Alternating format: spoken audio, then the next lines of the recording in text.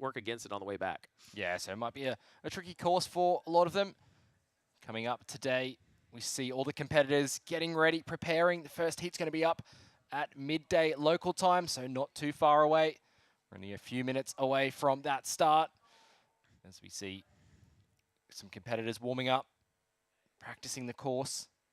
I think the big news of the day, and I know we left off the broadcast yesterday with the team standings. You know, this is the final event going into the team standings for this event here. Final day of competition, and I called it yesterday. We were talking about it. The shakeup was England taking a double gold yesterday, Bo, puts them in that copper medal position going into the finals, and they have some very, very strong paddlers coming up in the sprint. So England, for the first time ever, could team medal here at the ISA World Championship. Yeah, I think it's going to be tough, though. Italy's right behind them, very close in the points as well. So it's going to be interesting to see if Italy can do well in the sprints to overtake. Obviously, Team Japan currently in that second place team medal. There's Rai Taguchi on screen. He's going to be coming up in the first heat.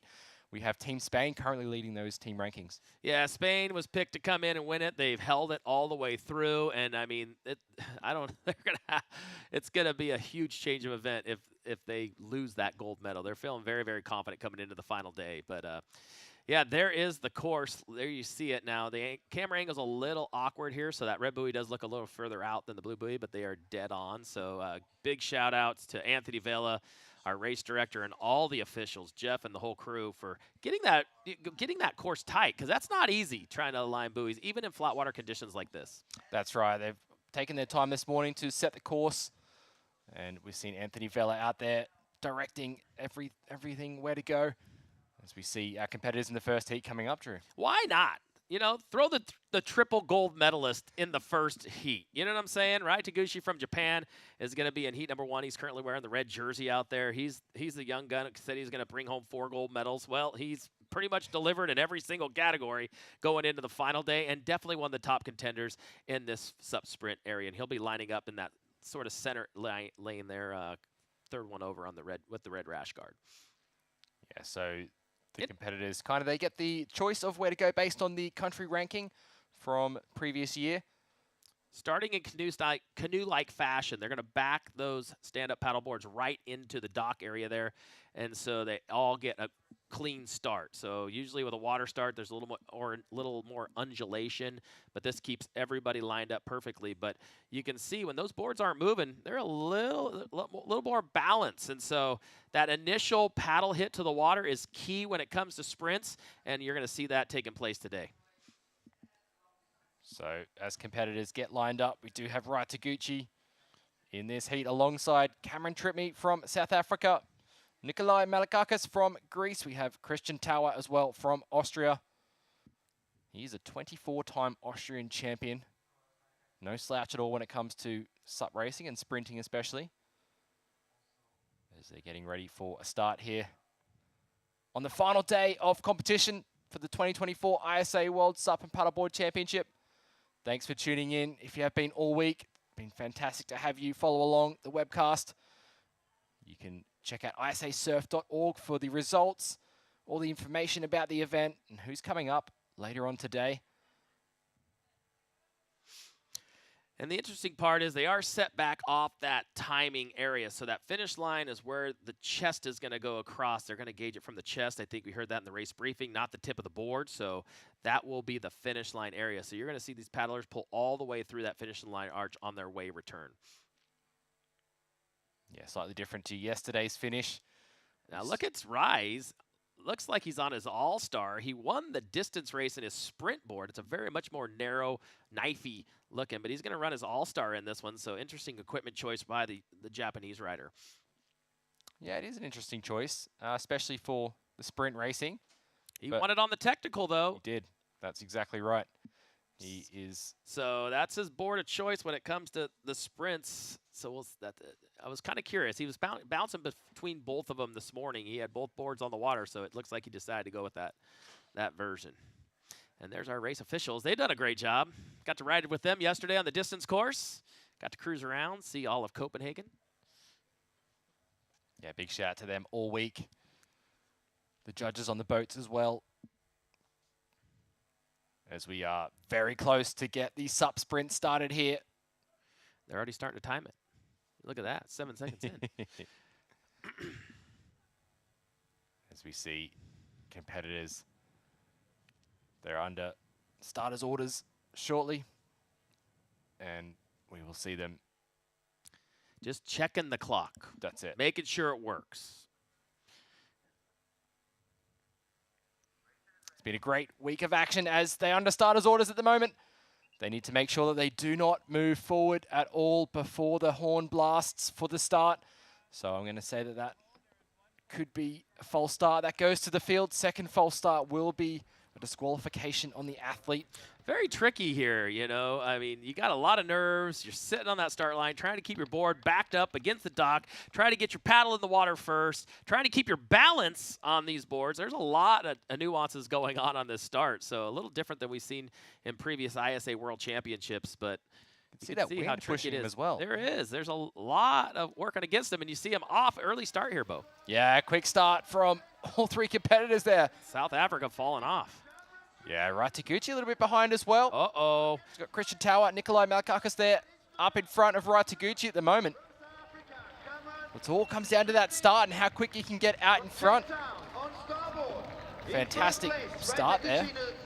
You see them spin around this ball. Oh, big fall by Greece. He's going to lose some position. That opens up the door for Japan trying to carve his way to the inside. Raitaguchi. Coming from third to first around that. The huge break by Greece. Oh, that's unfortunate. It's going to be a sprint to the finish, though, Drew, for this first heat of the men. Looks like Raitaguchi just out in front. Remember, top two move through to the quarterfinals. We have a sprint to the line. Yeah, Rai seemed to be out of it from the beginning. You saw him getting a horrible start, getting pushed to the outside. It does look like a great competitor. Able to overcome that, so, oof. Wow, Raitaguchi there. Slow start from Rai, but manages to catch up. Those buoy turns are so important. Yeah, that guy right there, he's one of the best buoy turners on the water today. And he obviously showed it, able to carve his way to the inside. You can't leave him even a sliver of light because it'll take advantage. And look at that, Greece moving on. Fantastic. Yeah, had a great start, Nikolai, from Greece. Took a dump there, fell on that buoy turn, thought he was out of it, but able to pop back up and get back in that mix. We saw Cameron Tripney there fall on that buoy turn. As we have a look at the recap from this first heat. Rai started off strong here. Took a stumble there. You saw him lose traction, almost foot slid out from under him, dropping into that third place position, and it looked like they were going to run away with it here. Yeah. See Cameron Tripney there. Just unfortunately, his back foot slipped off the board. Nikolai and Rai there battled it out. It's really even here between second and third at the moment. You got to be careful around that buoy turn, though, because you got to allow Rai to weigh in for Rai to carve his way to the inside.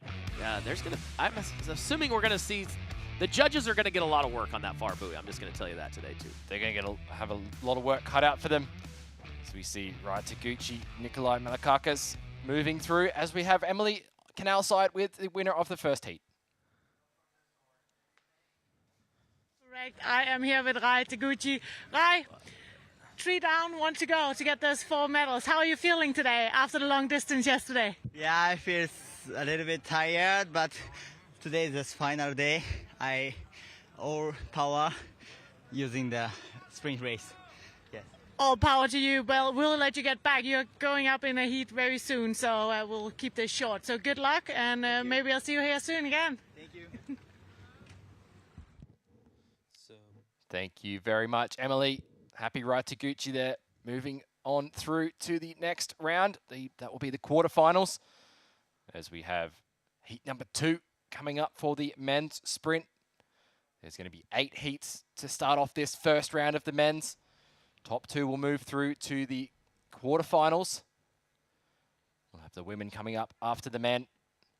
A lot of heats today, a lot of heats. So Ewers in this group for Team England.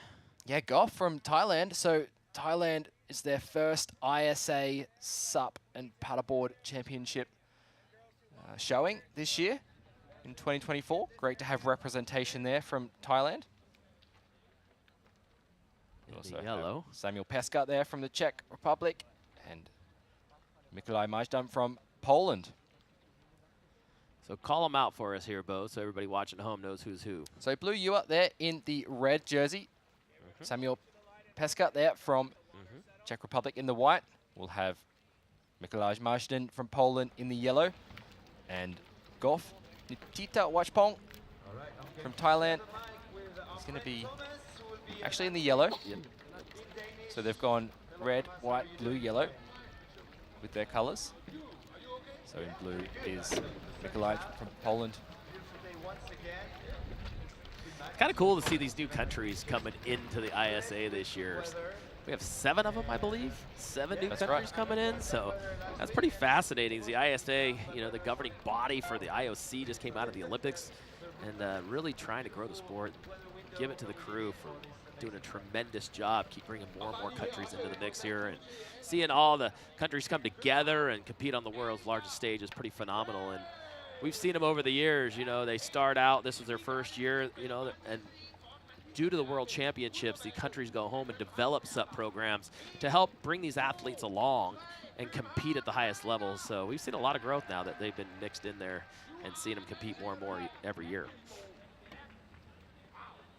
That's fantastic to see new and upcoming juniors as well. We have quite a few juniors competing in this sprint racing. They competed earlier on this week in the tech racing as well. Yeah, Peska decided to go with the shaved head today for aerodynamic purposes. You know what I'm saying? That's what he told us earlier. So definitely give him an A+ on the board short design. I mean, those are slick. But yeah, we'll have to watch these heat times, Bo. We'll have to record these. I didn't get the last one written down, but you should see some very, very quick times here. Yeah, I think so. Very quick. I think competitors are going to start saving their energy a little bit. They'll go out hard, see if they can get out in front. And if they are out in front, they might just save that energy for the later heats today. Sprinting takes a lot out of you. It is very high intensity. You see the wind just playing a bit of a factor there on the start line, blowing the competitors forward just slightly, so they have to back up. Yeah, it's a tricky start. I mean, trying to stay that still, standing, keeping your balance. You see the Thai rider getting a little wobbly there, trying to move into position. But 8 heats of men coming up, ladies and gentlemen. So we're in heat number 2 right now of 8. Then we'll switch over to the ladies. Get the ladies on the water too.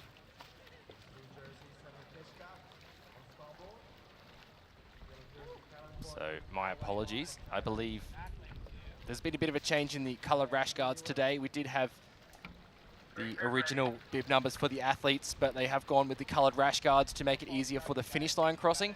So I believe we do have Samuel Peska in the blue, and that is Mikołaj in the white.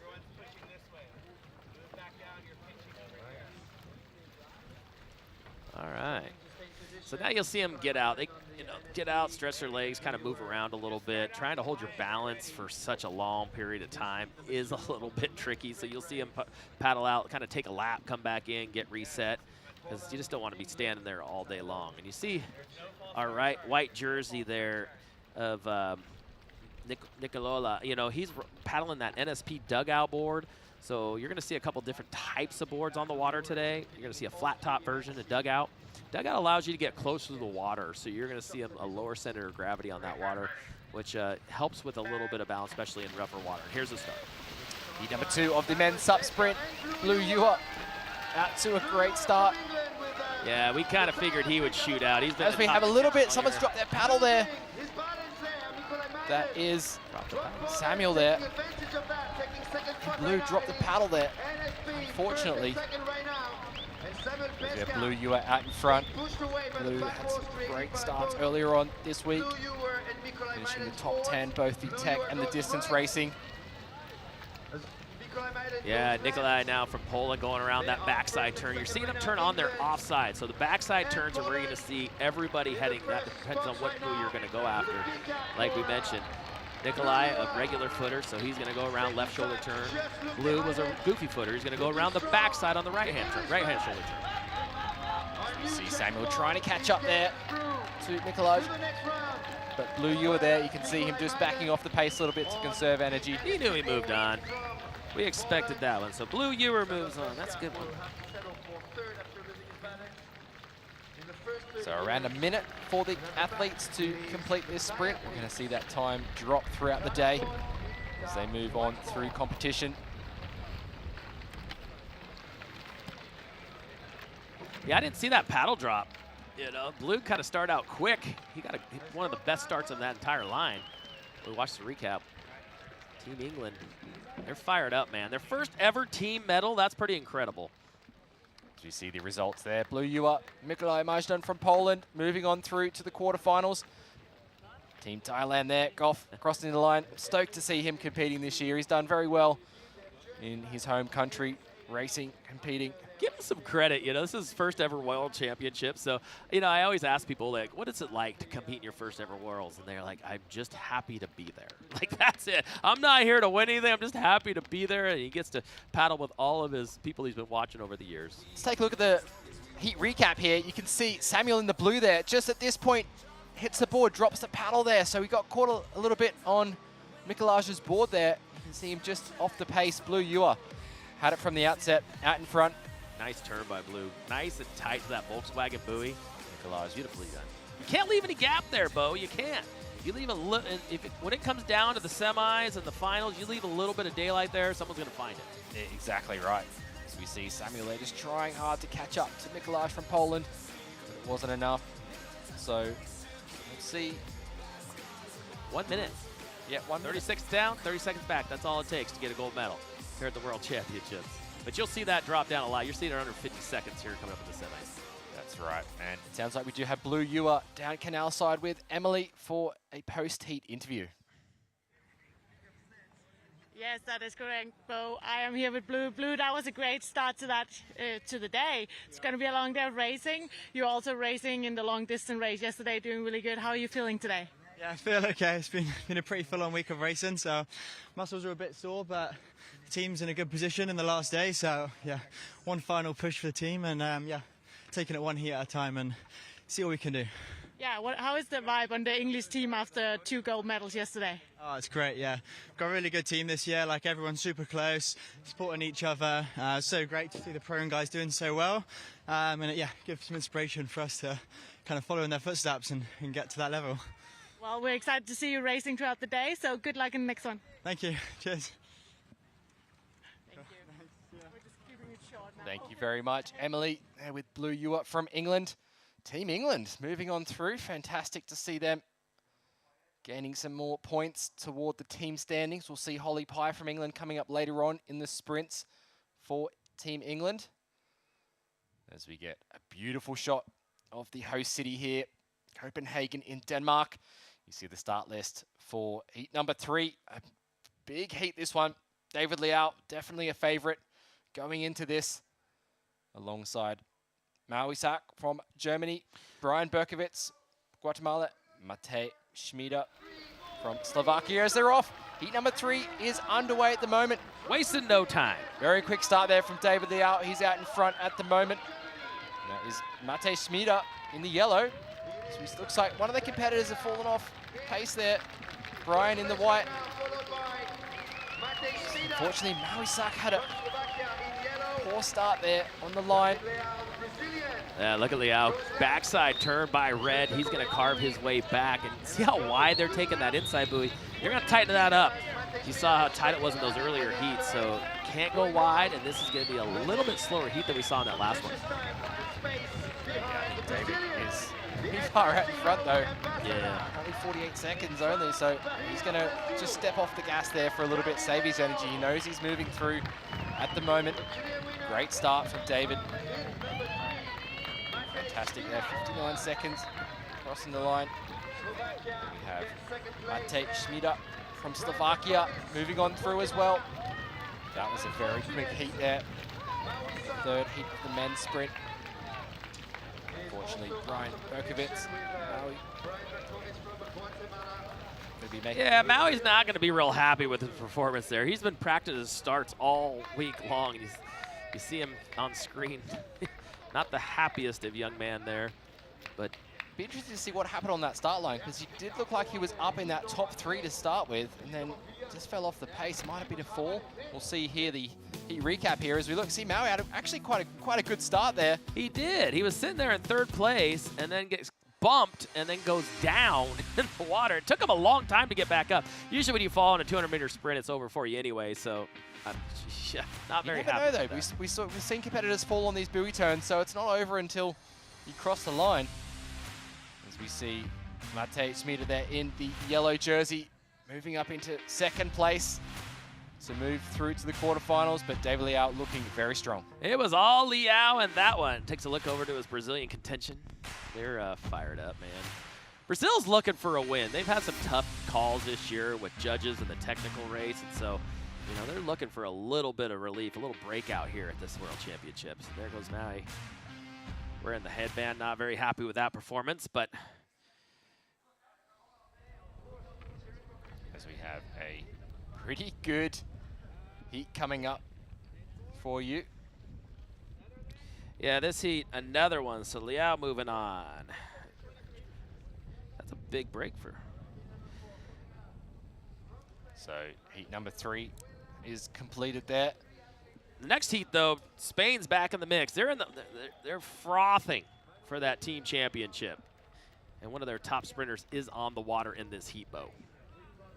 Yes, that's right. We have Manuel Oyuela from Spain, Donato Friends from the Netherlands, and Itzel Delgado. This is going to be a big heat. This is a stacked heat. This is a big heat. I mean, you got Itzel coming off 11 cities. You know, but he's been focusing a lot on distance this year. Big shout out to his mom, Linzinka, who's watching from back home in Peru. But he's actually been training with Rai Taguchi a lot. So we'll see if that carries over into his sprinting. It's going to be a great heat as we go onto the canal with Emily with the winner of the last heat.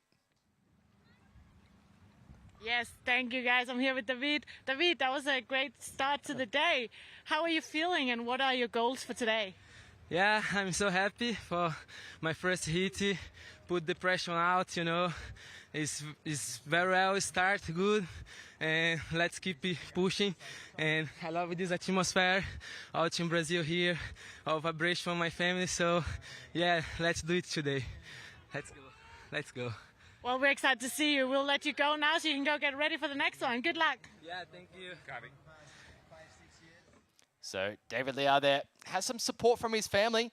His girlfriend flew in to surprise him this week. That's why he paddled so good. Yeah, you put that. There's a look at Itzel Delgado from Peru in the white rash guard. As mentioned, I left off. He's been training with Rai in Japan a lot. So him and Rai, he said he was really interested to get out and try different cultures, different pattern cultures, and it really has helped him learn a lot of new things. So he was practicing with those guys for quite a while, coming off the 11-city tour win. Won a Maui to Molokai. I think he triple crowned in the Hawaii races, so focused a lot on those downwinders, those big open ocean races, and now here in the sprints at the World Championships. And I mean, he competed yesterday. I mean, this guy's back to back to back. If you saw his hands, he's got blisters everywhere. I think I counted like 20 blisters, and I didn't get a full count. As we have heat number 4 about to start. Manuel Oyuela on screen there. Yeah, this is going to be a good one. You know, Donato Friends, he had a great distance start yesterday, I apologize. And we picked him as the dark horse, and he held it all the way through up until the last lap and then started to fall off a little bit, but still a good finish for him. So definitely one to watch out for. Has a lot of wins under his belt as well.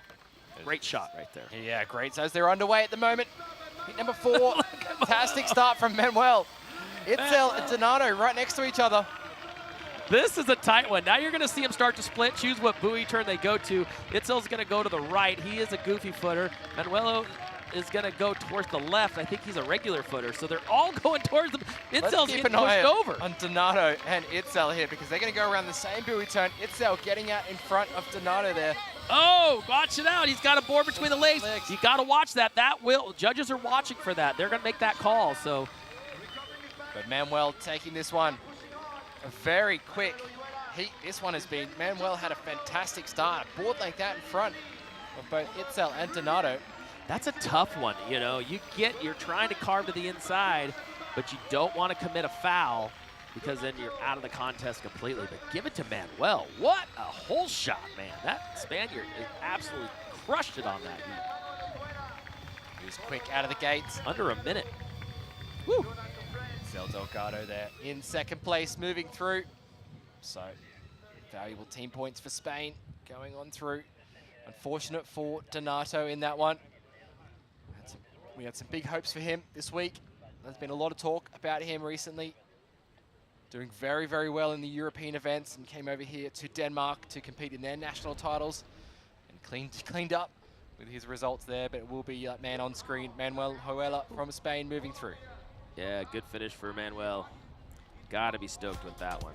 Take a look at the heat recap here. Great start from Manuel. That was a very quick start. Look at the split stance. He's really wide, stable, coming down the line, and then his stroke cadence is unmatched. Donato was actually a little bit ahead of Itzel there, but Itzel got the better on this buoy turn. We see the board of Donato going through the legs of Itzel, so that could be a foul. Yeah. But Manuel looked over his right-hand shoulder, saw everybody there, and was like, I'm just going to cruise this one back. But definitely one of the top contenders. If he paddles like that in the semis and the final, he's going to be tough to beat. He certainly is. Fast start is all you need here in the sprints to get in front. As we're going to move on through to get set up the next heat with the local Danish competitor, Christian Andersen. Yeah, lots. You know, he took the distance race off yesterday to focus on the sprints here in his home country. We had Casper Steinfath in the booth with us yesterday. He said, no, he's just at home resting, trying to focus. So one to watch out for coming up in this next heat. And let's go down to Emily with the winner of the last heat, Manuel. Yes, I am here with Manuel. Manuel, great start to the day. One thing I really want to ask you is, how is the vibe on the Spanish team? You guys are in the front of the team competition, and yeah, it must be a great feeling. Finally, the Spanish team is like family.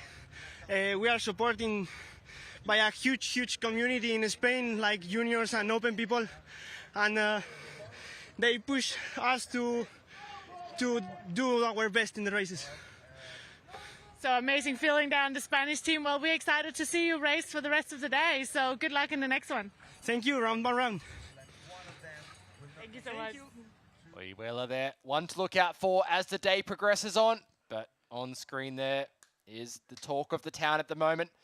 The local Danish competitor, Christian Andersen, looking strong for this sprint racing. But he's going to come up against a tough heat, this one. Yeah, you're right. I mean, Noah Gaou from France won last year, took the gold medal in his home country of France. So, and this is his event. I mean, he is a sprinter.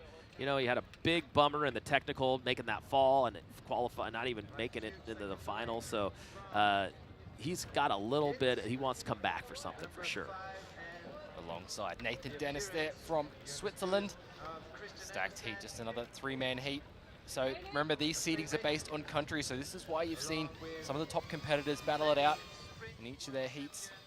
As we take a look at the spectators lining. It's packed. Now here it is, absolutely packed. They got the dogs out there, you know. Look at that. Their dogs even having fun out. But yeah, all the countries are out there supporting their athletes as well as the Danish community here in Copenhagen. I mean, it is packed. It's like sardine packed out there. And you can really feel it when they start that race. Everybody's cheering, especially watch this one. They're going to be on their feet cheering on Young, the 23-year-old from right here in Denmark. They certainly are. Everyone will get on their feet for the start of this one as you see those spectators lined up all the way down to the buoy turns. And Christian, you know, switching boards this year, going with the NSP. I think that was big news for the young, you know, the young 23-year-old. He was on Fanatic, then he was on Nash. He's kind of bounced around a little bit, so settling on NSP. And it seems to be treating him very, very well. He's always been there looking for that podium position since 2019 when El Salvador, when he took that, you know, championship in the technical. So yeah, this is his event. He's focusing on it. But Noik, you know, you can't say enough about this kid when it comes to sprinting. Oh, of course not. He's going to look for a quick start here. He's in the red jersey there. Look at how their feet are started there. They're starting in that switch stance, getting all tuned up. And a beautiful start on the outside by Christian, and Noik on in the red jersey. Ooh, look at him, hard on the left-hand stroke, gaining a little bit of distance, and that's where they start to split, choose their buoy positions. That's right. It's interesting to see that Noik here looks like he's going to head out toward the red buoy. Christian Andersen going to going to go on his kind of front side. On his front side, with turn. really Yeah. neat. And that could play when they come to lane choice, you know? I mean, he's not going to get, this is a qualifier, right? So he just wants to finish in the top 2. So, and he's good enough onside as he is offside, so he could take either route. I think he maybe thought that the other 2 competitors were going to go for the red buoy, so just creating a bit of space, a bit of separation for him. He's just backed off the gas a little bit. Yeah, he could have challenged Noak a little bit more there, but they're just happy to qualify and move into that quarterfinal. So, as said, France moves on. Denmark will move on. We felt it in the trailer here, the eruption of the Danish fans cheering on the young 23-year-old. Nathan Dennis crossing the line there in that 3rd spot. Good experience for competitors this year, competing up against the world's best. And we can see great sportsmanship there from the competitors. A lot of these men train together, travel together, of course, compete. A lot of times room together, eat together. I mean, they do everything. You know, there's so many different tours out there. These guys are together a lot. Take a look at the start of the heat recap. Good start for Anderson out of the gate, but Noah just so powerful. You're seeing him put a lot more mass on this year from a physical standpoint, and it's really helped his paddling on the straight side of things, especially for this event. Yeah, he really just hit the gas there about halfway down that first stretch there as he went toward the buoy turn. I guarantee Christian Anderson in the quarters will not go onside. I'm just going to tell you that right now. He's going to try to. That's right. He's got to go out back. in front. If you're out in front, then you get kind of choice of which buoy you want to turn around. You're of course going to do the backside turn on that buoy. So Christian Anderson, Noik Gariuk moving through. Team Denmark, Team France. 3 more heats to go in this men's prelims. And then we'll have the quarterfinals will be set. You can follow it all on ISAsurf.org in case you're following along. And we're going to go down to Emily on the boat there with Noik Gariuk, the winner of the last heat. Yes, I'm here with Nuik. Nuik, first heat of the day, you're looking strong. How are you feeling today? I'm feeling all right. I had a big deception on the technical race a few days ago, so got the time to rest and focus on that race for today. Trying to keep it hit after hit, take it hit after hit, and then hopefully make it through the final, and then giving my best. Yeah. Well, we're excited to see you race today, so I'll let you go and go. Good luck in the next one. Thank you. See you later. Thank you. Thank you very much, Emily. Very happy. Noik Gariuk there moving through. He's hungry. He's hungry. very hungry. He wants this. Definitely after that tech race. As we take a look at our schedule for the week, we are on the final day of competition here. It's been a fantastic week of action, starting off with the Parade of Nations, the opening ceremony, then moving to the beach venue for the tech racing and the team relay, and then bringing it back to the city here of Copenhagen for the long distance race yesterday. We had over 450 competitors in the mass participation event. That was awesome. That was fantastic. Paddling the street, the canals. Adaptive paddlers on the water. You know, the ISA is big about their adaptive surf program, and just to see all those folks out there was phenomenal. We've actually got an adaptive paddling coming up after the sprints happening today, just before the closing ceremony, as you take a look at the next event on the schedule this year for ISA Surf, the World Masters Surfing Championship in El Salvador in October. Surf City, baby. We're going to Surf City. Yeah. Definitely a favorite event to finish off the year is going to be the World Para Surfing Championship Games there. Huntington Beach, California. Another surf city. Yeah. USA. California, baby. That is a great break there. It's phenomenal. And highlighting the year of ISA, of course, the Paris 2024 Olympic Games. How cool was that? Was held out in Tahiti. Teahupo'o. That was pretty awesome. I mean, you know, Fernando Aguirre, Bob, the whole crew, working as hard as they did. It took 20-plus years to get surfing in the Olympics, and they did it. And now they've done it twice. And I was reading an article this morning that talked about surfing being the most contagious and the fastest growing water sport in the world. So, and that's a lot to do with Fernando. I mean, the guy is so passionate about it. He fought for it. And you saw the shots during the Olympics, and now to have that kind of statistics coming out just shows what they've done. So big kudos to the ISA and all they've done for surfing, stand-up paddling, and all water sports. As we take a look now at heat number 6 for the men's sprint. Another stacked heat. Campbell Carter from the USA, Santino Basadea from Argentina, Joseph Jones from Wales, and Jonathan Sherwin from Scotland. Starters at the line, ready to begin.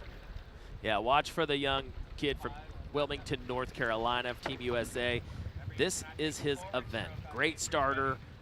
You know, even though he's practices a lot in the ocean and the waves, flat water paddler from North Carolina, watch for him to break out early. And Santino as well on screen. Very strong sprint paddler. He's going to be one to look out for in this event too. Can't count out Joe Jones and Jonathan Sherwin though.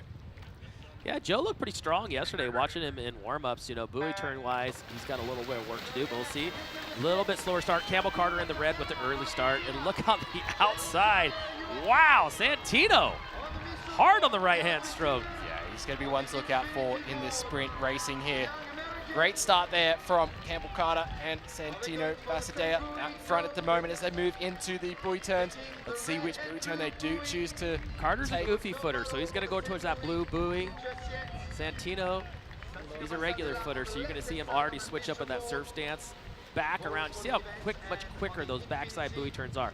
3 to 4 strokes, way too many. When we get into the quarters and the finals, it's got to be 1, 2, out, and you got to hit the gas to get out of there. So we call it the hole. They turn in the hole, they got to pull out quick and move off of that.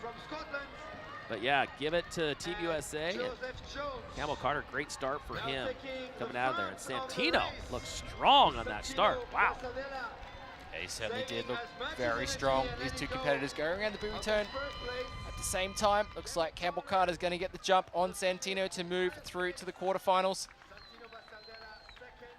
You see them really step back off the gas to conserve their energy. Jonathan Sherwin, They're young. Joe Jones crossing the line. Great experience for them here at Scotland, being their first ISA as well. Yeah, that's cool. He's having a blast, too. I saw him. He was just smiling everywhere. All the cameras are going off.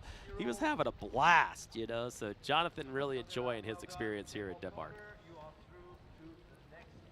So that is your finish for heat number 6 of the men's sprinting today. There's 8 heats for this first round. Going to move on through to the women's coming up after we finish the first round for the men. Joe Jones on screen.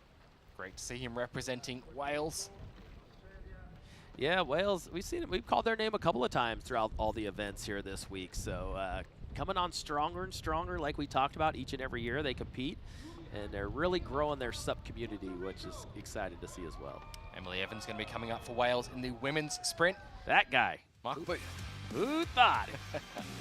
Taking a look at the heat recap there for heat number 6. Santino Basadea out to a fantastic start ahead of Campbell Carter, but this buoy turn, they split the buoy turn. One to the left, one to the right. Campbell Carter managed to get the jump on Santino here. Get out Yeah, Santino let off the gas there. He saw everybody right behind him as soon as he came around that red buoy, so they're just going to glide it in to the finish line area. But two great athletes, definitely tops. This could be a really fun quarterfinal. What a great angle there from the cameraman, from the water. Seeing all the spectators lining the shore, the athletes there crossing the finish line. And you're going to set up an interview there with Campbell Carter from Team USA. Emily down on the water. Yes, that is correct, guys. I'm here with Campbell. Campbell, that was a great start to the day. You really came quick out of that buoy turn. Can you just take us through that sprint? So yeah, I wanted to be up front for that race and get around that buoy quick. It's definitely, first heat kind of, it's getting you ready for the next harder heat and the next harder heat after that because they just keep getting harder. So just trying to perfect everything, making sure I'm in tune, to be honest. And it's also to put a statement for the other athletes? Well, you are definitely looking strong, so we're looking forward to see you the rest of the day. Good luck. Thank you, thank you. Thank you. Campbell Carter there, moving on through to the quarterfinals for the men's sprint. As we set up our next heat, number 7, Michael Booth. He's done it all. You know, he's most notably known as distance. Didn't finish as well as he wanted to yesterday in the 13K here in Denmark. But, I mean, we saw him compete in the technical. And that's, you know, Boothie in the early days, he was just a distance paddler. You'd hardly ever see him in a technical race or a sprint. And he's like, I'm here. I'm just going to do it all. So good for him. But the one we got to watch out is the Puerto Rican. Omelv Garcia, definitely going to be one of the favorites to look out for in this heat. He's going to be coming up against Marco Falkenstein from El Salvador. And also Arvis Injin from Latvia. Yeah, Latvia, another country jumping on in the ISA this year. So stoked to have them as well. And they've been down on the water. I mean, they've been in the water more than any other country this week. They're just soaking it up here in Denmark. And Boothie, he's going to be on his All-Star as well. So I know he had a couple different boards that he was looking at.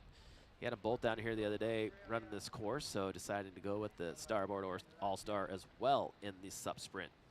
Now, you say that he probably wasn't happy with his distance result yesterday, but he did take a couple of chances out in the course, which made him catch up to that front leading pack.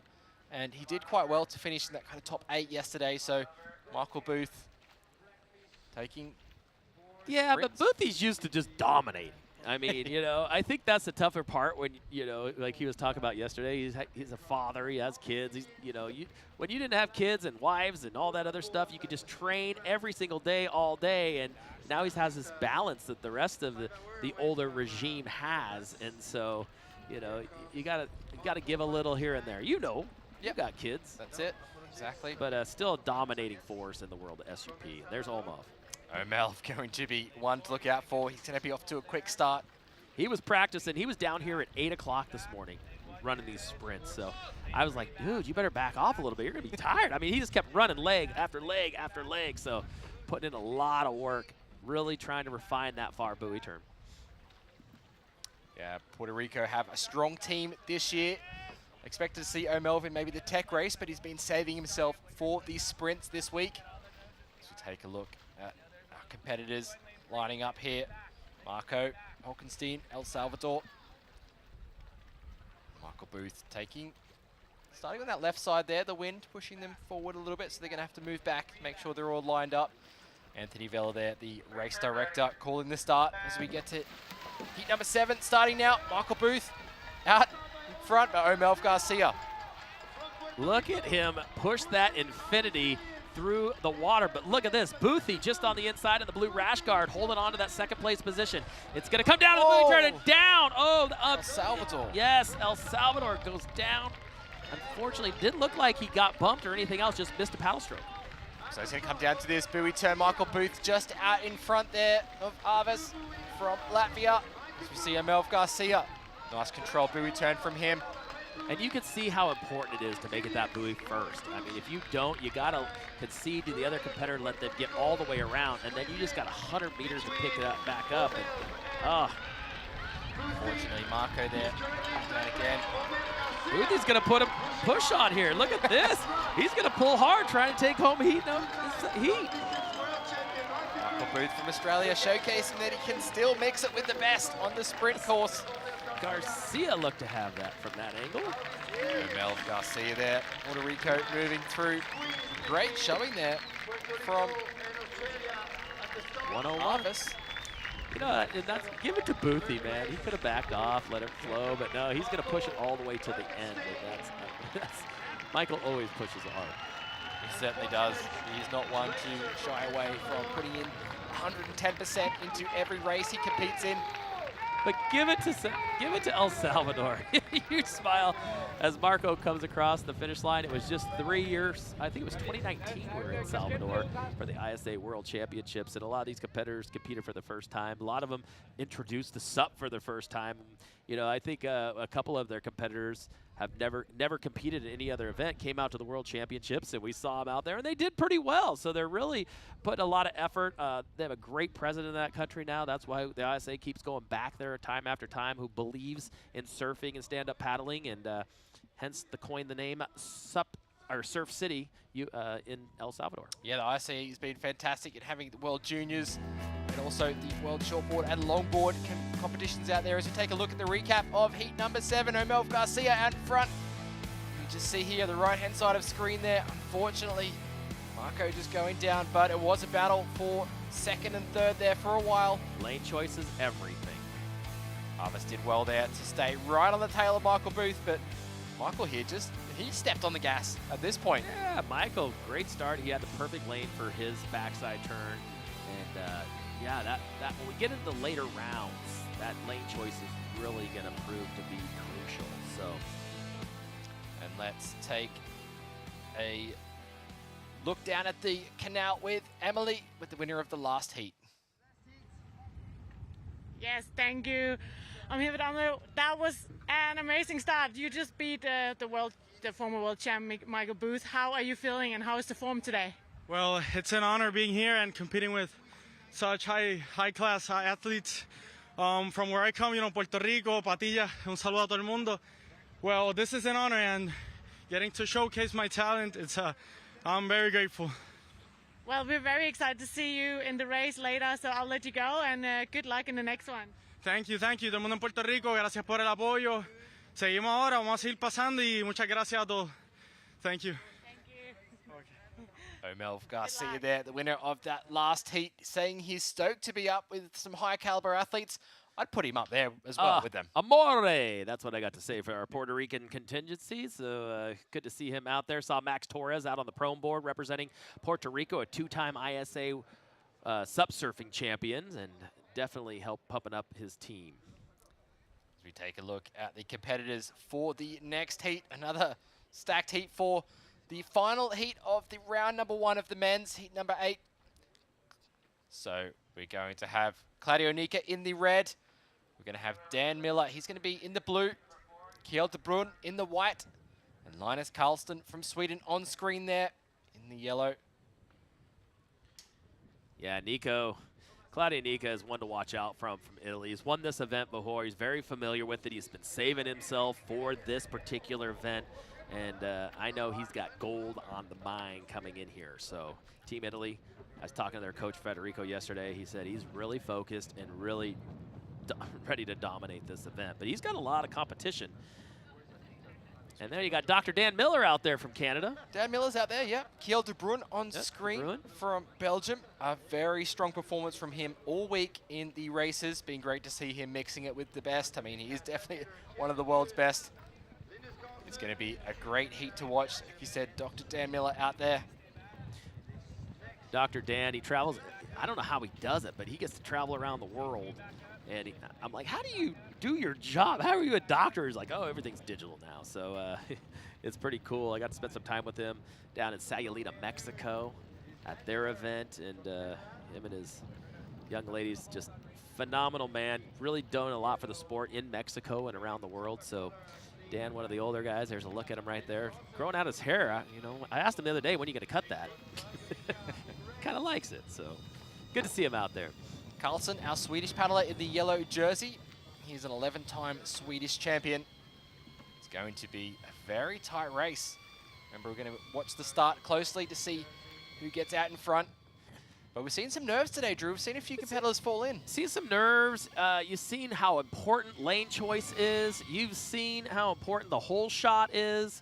And this is the earlier heats. When you put 4 paddlers all going at the same stroke rate, the same speed, tight, bumping boards, a lot of those things are going to start working their way into play.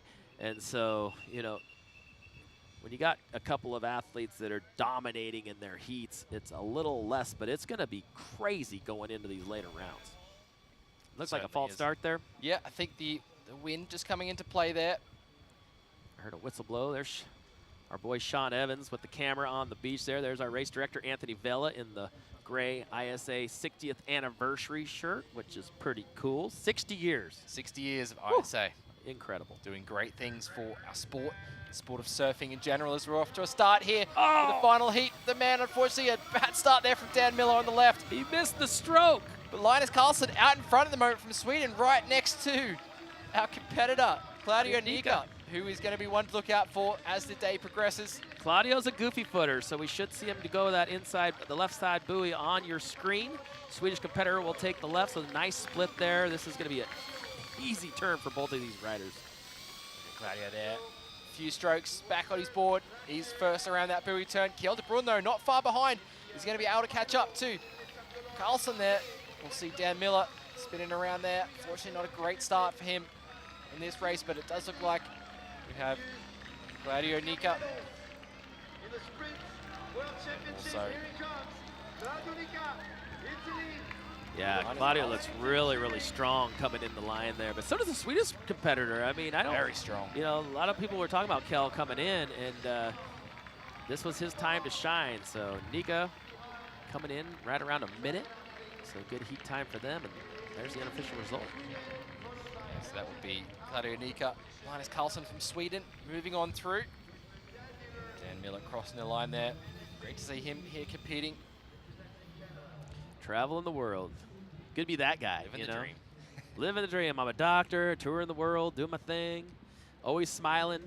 Does a lot with the youth paddlers in his home country of Canada and around the world, always putting on SUP clinics and whatnot. So a great ambassador to the sport, you know? And I think that's what we miss on a lot, is just how important those guys are. But the start.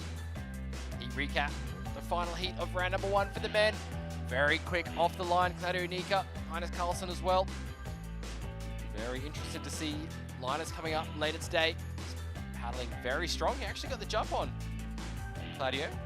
Yeah, Claudio paddling fast, but he's going to have to really make that buoy turn a lot cleaner in the quarterfinals. That was not as clean as buoy turn that he's ever seen, so he knows that going in.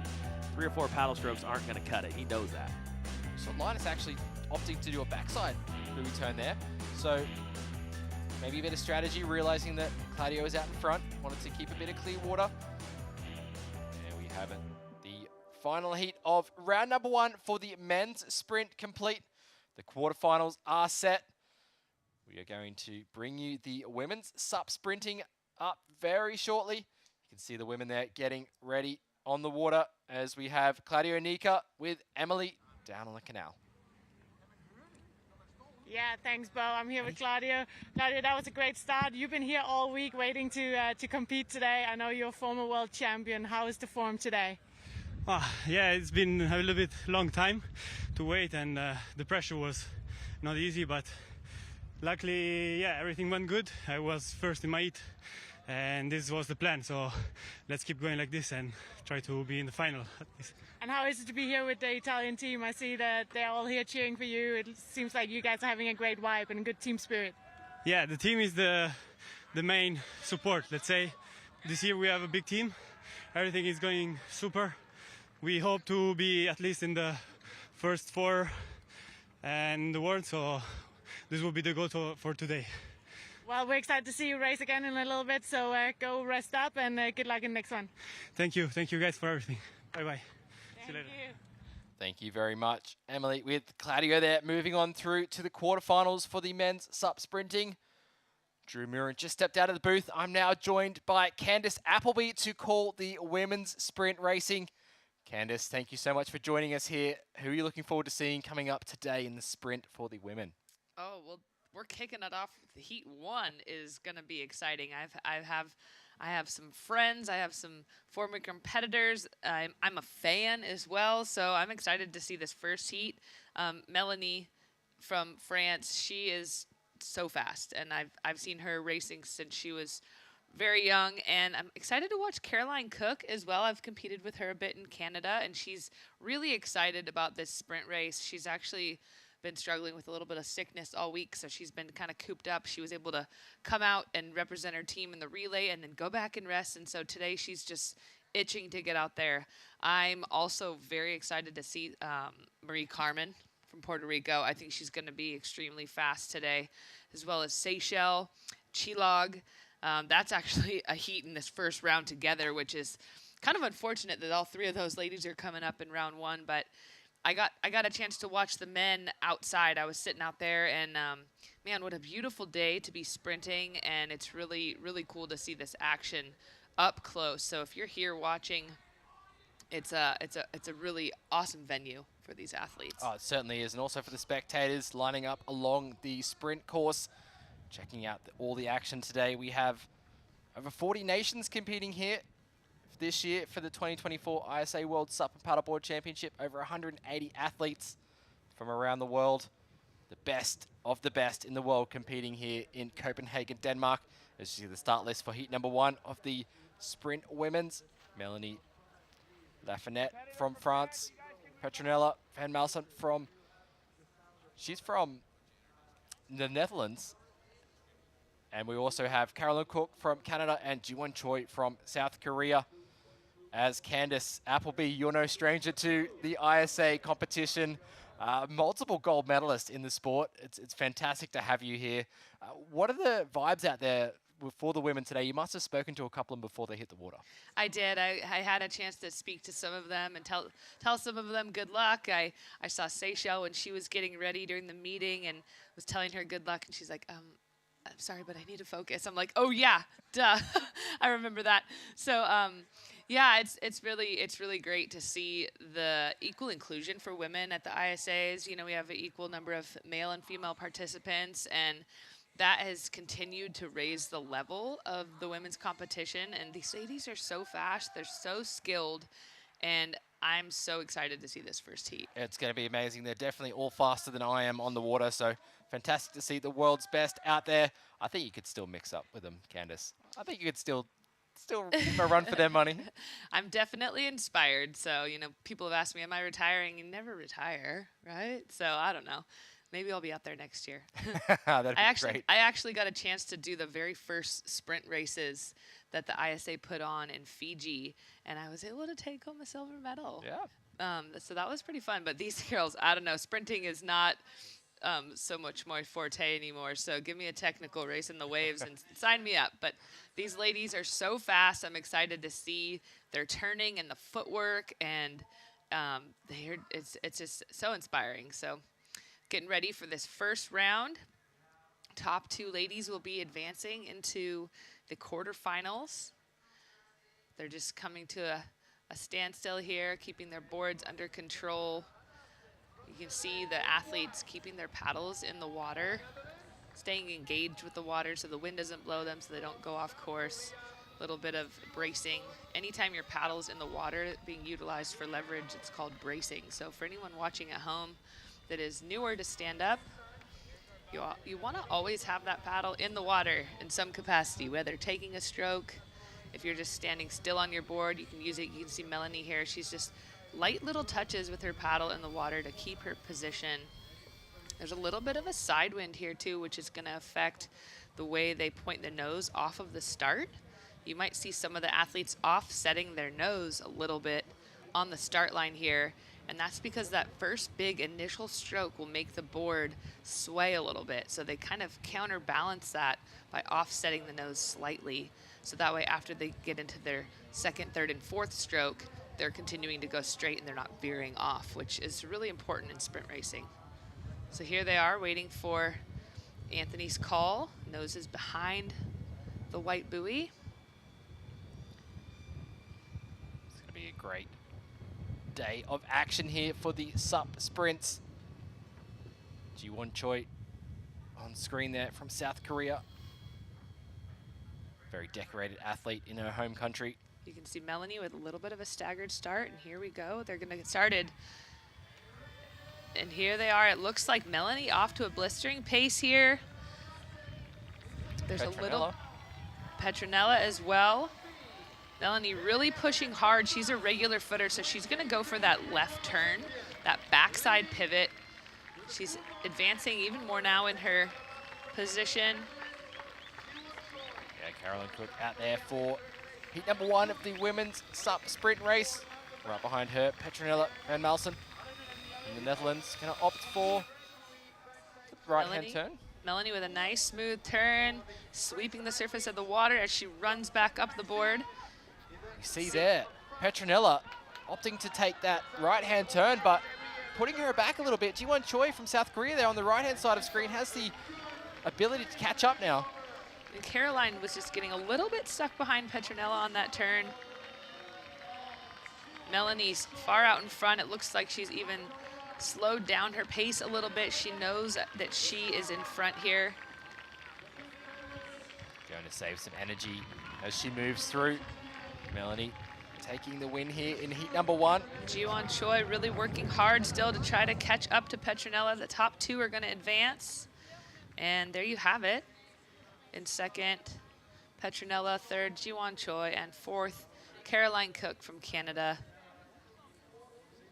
Well done, Petronella, we know Petronella more of a long-distance paddler. Been competing the 11 cities SUP tour for a number of years. Yeah, and she's been coming to these ISA games for years. Mixing it up in the sprint races today. As you see the final results there just on screen as we take a look at the heat recap. Heat number 1. Petronella, great start there. Melanie as well. So you can see Melanie and Jiwon Choi having a little bit of stagger in their start. Melanie keeping that stagger for a really long time, paddling mostly on her right side all the way into that turn. Really nice footwork coming out of the turn, staying on the right side as she continues back towards the finish, and then switching to paddle on her left. You're gonna see some of these athletes paddle all one side for the course of these sprints. Melanie. Nice, smooth finish. Petronella finishing clearly in second place. Smile on her face. She's very pleased with that result. Jiwon Choi representing South Korea there as well as Caroline Cook coming across the line. And we're going to throw it down to Emily with the winner of the first heat for the women's sprint. Yes, thanks, Bo. I'm here with Melanie. Melanie, great start. You were looking very, very strong. You are last year's world champion. So how is the form today and what is your goal? But I won't win. Okay, I'm here for win because the last year I won. Yeah.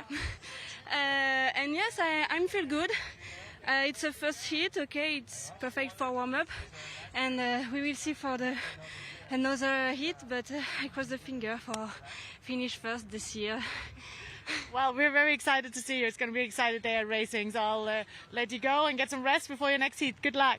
Thank you so much and see you. Thank you. Thank you. Bye. Melanie from France there, moving through to the quarterfinals of the women coming up later today. The next heat, we have one of our favorite junior competitors, Cecilia Pampanella, on screen at the moment. She's going to be one to look out for in this heat, Candice.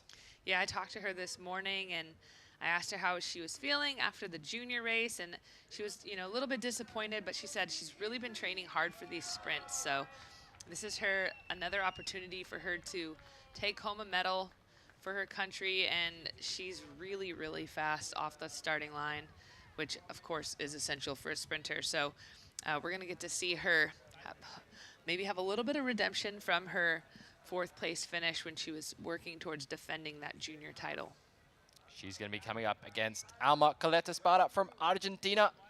We also have Vanya Dadiai from Iran and Emily Evans representing Wales.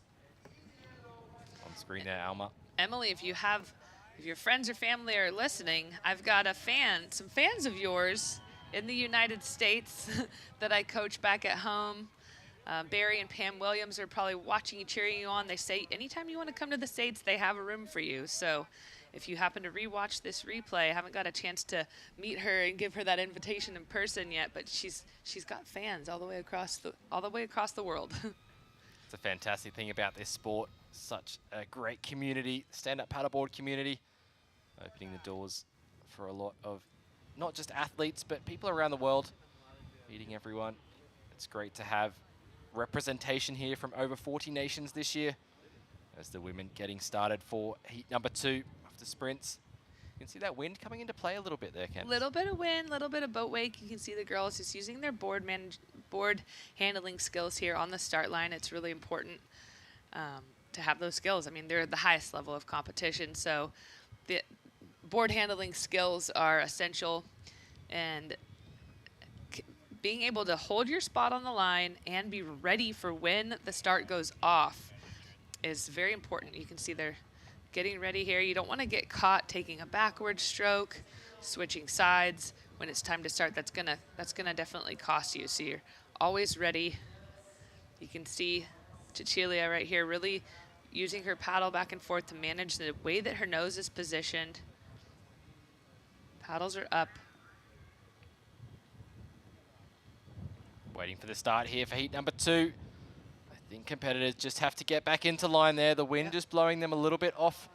I don't think that was a false start, just the wind playing a factor in. Want to make sure everybody is even and fair. It's great. It's a great sprinting format. I love the standing sprinting format. Up on your board, ready to go. So we'll get these competitors ready again for a start. They'll start paddling backwards to get in line with the white buoys. This is where that utilization of the paddle is so important. Really understanding how to keep it in the water. Use the blade face. It's hard, Candace. It is hard. It is really, really tricky. I call it stirring the Kool-Aid. Yep. Learning how to keep yourself in position and manage your board and not take aggressive strokes. It has to be really subtle. It's almost like your paddle is an extension of yourself. And here we go. These racers are off. We have Cecilia with a really clean start. Looks like some of our other paddlers are getting a little bit stuck on each other. Really fast off the start. Looking like it's going to be a great battle for that second place at the moment. Alma Coletta from Argentina. No slouch at all. She was a junior champion back in Argentina. Now getting years into ago. a little bit longer of a stroke here. Really interesting. There was, Cecilia had a little bit of stagger with whichever side she was paddling on and then went for that backside buoy turn. So really versatile in her footwork. That little bit of a stagger is going to give you more power on your stroke. A little bit more reach, a little bit more length through your pole. So let's take a look at Emily Evans, currently in second place at the moment. So Cecilia Pampanella there out in front for Team Italy. Emily Evans in second place. Top 2 move through to the quarterfinals. Alma Coletta there. Really strong paddling here. You've seen Cecilia switching sides more often than we've seen some of the other sprint racers, keeping each side a little bit more fresh. Knowing you're out in front, you can have that opportunity to switch sides and maybe save your body for the later rounds where switching fewer times is going to be more beneficial. You figure it takes a fraction of a second every time you switch sides, and every time you switch, your board speed drops a little bit, and you have to get that board speed back up, which is really important to keep that board speed up in a sprint race. Here we have our... This is Iran, Vanya, representing her country. They have quite a full team this year from Iran. Fantastic to see them competing here. Done her country proud. And great experience for her coming up against some of the world's best paddlers. Yeah, I think she just had a little bit of a wide turn and got stuck on the cement viewing pier area. There's plenty of room for the paddlers to clear that area, but if you come out of the turn a little bit wide, you can get stuck. And here's our replay. You can see our paddler from Iran got a little bit stuck, lost a stroke, but extremely fast off the line. Cecilia, really great form. You can see her paddling on her right side, then switching real quickly to her left for that backside turn. Really great footwork. I was surprised at Emily Evans' performance in this heat as well. She's had some great results back home across the UK, traveling a lot for competitions. Cecilia Pampanella there in first place, moving through. Kind of what we expected to see from the junior competitor, her final year competing as a junior. We have a few more women coming up in the SUP sprint that also competed in the junior division. Yeah, really great result there for Emily from Wales. I'm sure your fans are cheering you on. Definitely will be cheering Emily on there for sure, as we are going to throw down to Emily on the boat with the winner of the last heat. Yes, thank you. I'm here with Cecilia. Cecilia, that was a great start to the day. How's the form and how are you feeling today? I feel very good for the sprint race. I really like this kind of races. So, yeah, I feel very strong in this sprint. So I'll keep push and hope to go to the final. And how is it to race here in the middle of Copenhagen with all this audience here? It's amazing because all people watch you, and this is amazing. You know, it's better when you have all the people screaming for you and not to be alone. So yes, it was a very really beautiful races. Well, we're looking forward to see you in the next one. So go rest and good luck.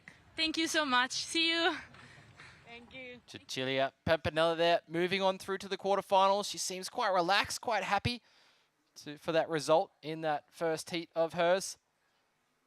Yeah, a lot of adrenaline coming into this first round, and there's no room for mistakes in sprinting, right? So these athletes are probably really relieved to make it through this first round and just, okay, I get the first one under their belt, continue moving on.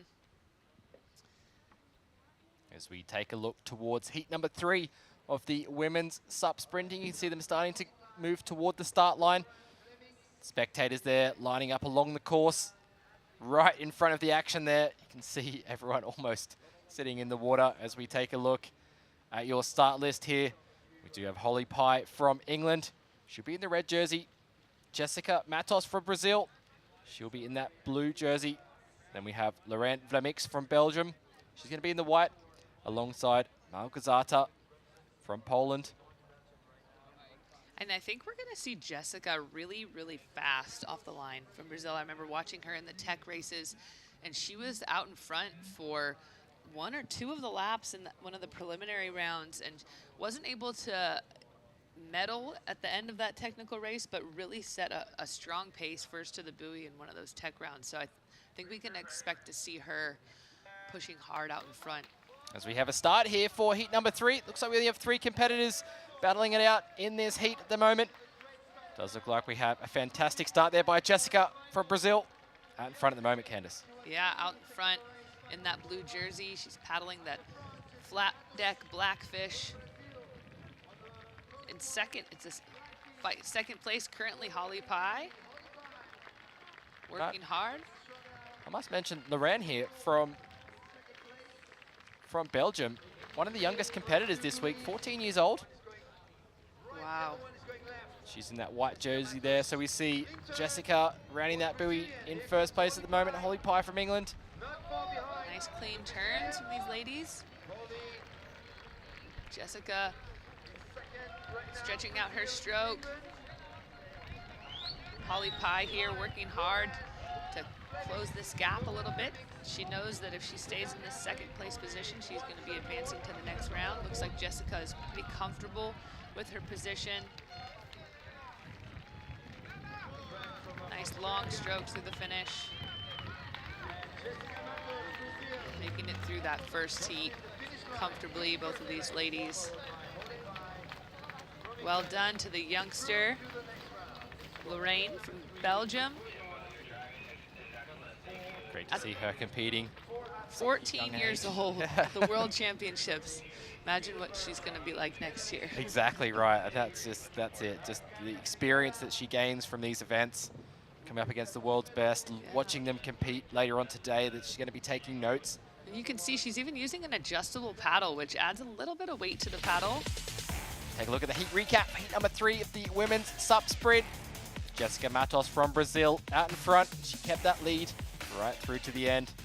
Holly Pye on starboard there on the left, coming in second place. Controlled turns, clean race this one.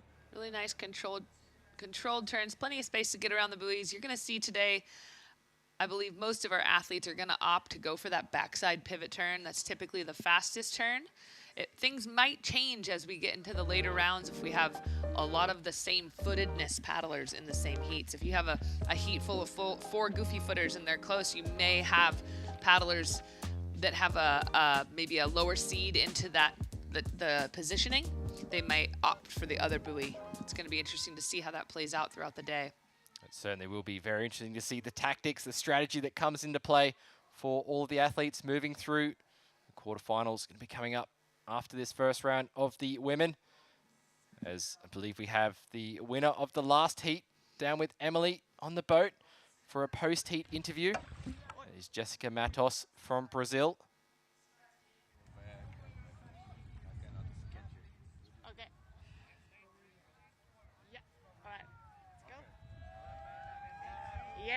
I am here with Jessica. Jessica, how does it feel to get started here and have the heat win and going into the quarterfinals? I don't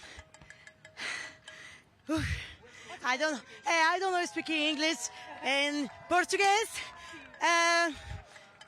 Tá só começando. Ainda é a eliminatória. O jogo ainda não acabou, então bora para a próxima. Obrigada e boas sortes. Obrigada. Lots of smiles on the faces of the competitors moving through today. Jessica Matos from Brazil, longtime competitor at the ISA, representing Brazil. Yeah, she looks really excited. You know who's excited is the ladies in this next heat. This is a pretty stacked round one heat. We've got Marie Carmen Rivera from Puerto Rico, Seychelles from the United States, Chilog Kocic from Hungary, and Rafaela Vergara from Guatemala. Oh my goodness. Yeah. This could very well be a final, but it is your round one, so only 2 of these ladies will be advancing.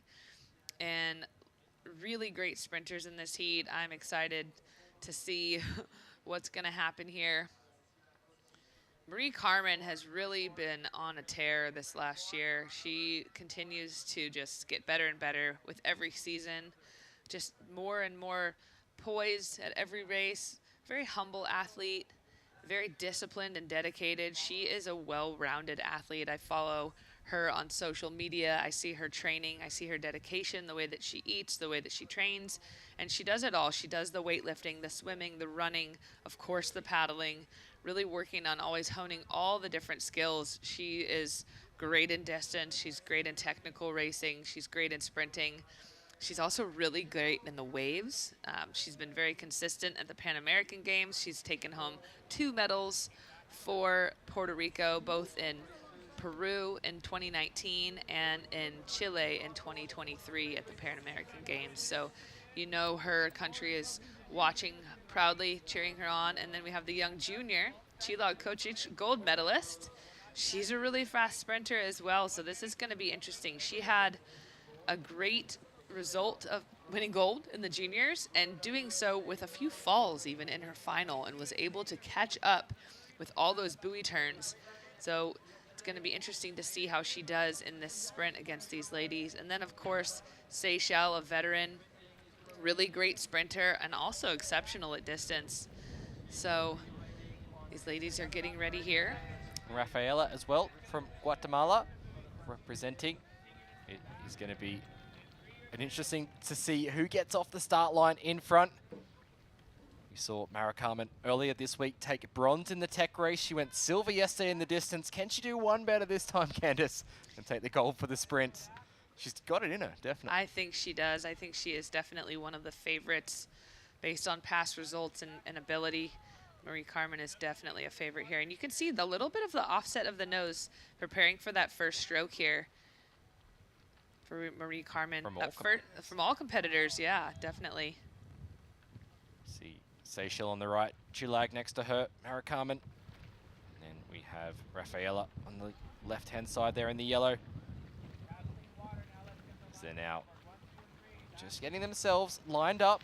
It is tricky there. It's tricky. You have a little bit of boat wake that comes through from some of the guide boats that come around through the harbor. They've done a good job of holding off the starts till those wakes go past. So they're under starters orders. My heart's actually pounding right now. This is an exceptional heat to be watching.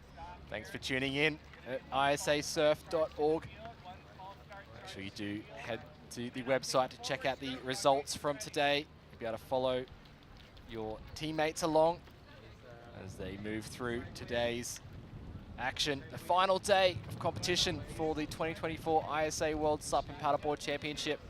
It's been a great week as we take a look to get ready for the start of heat number 4.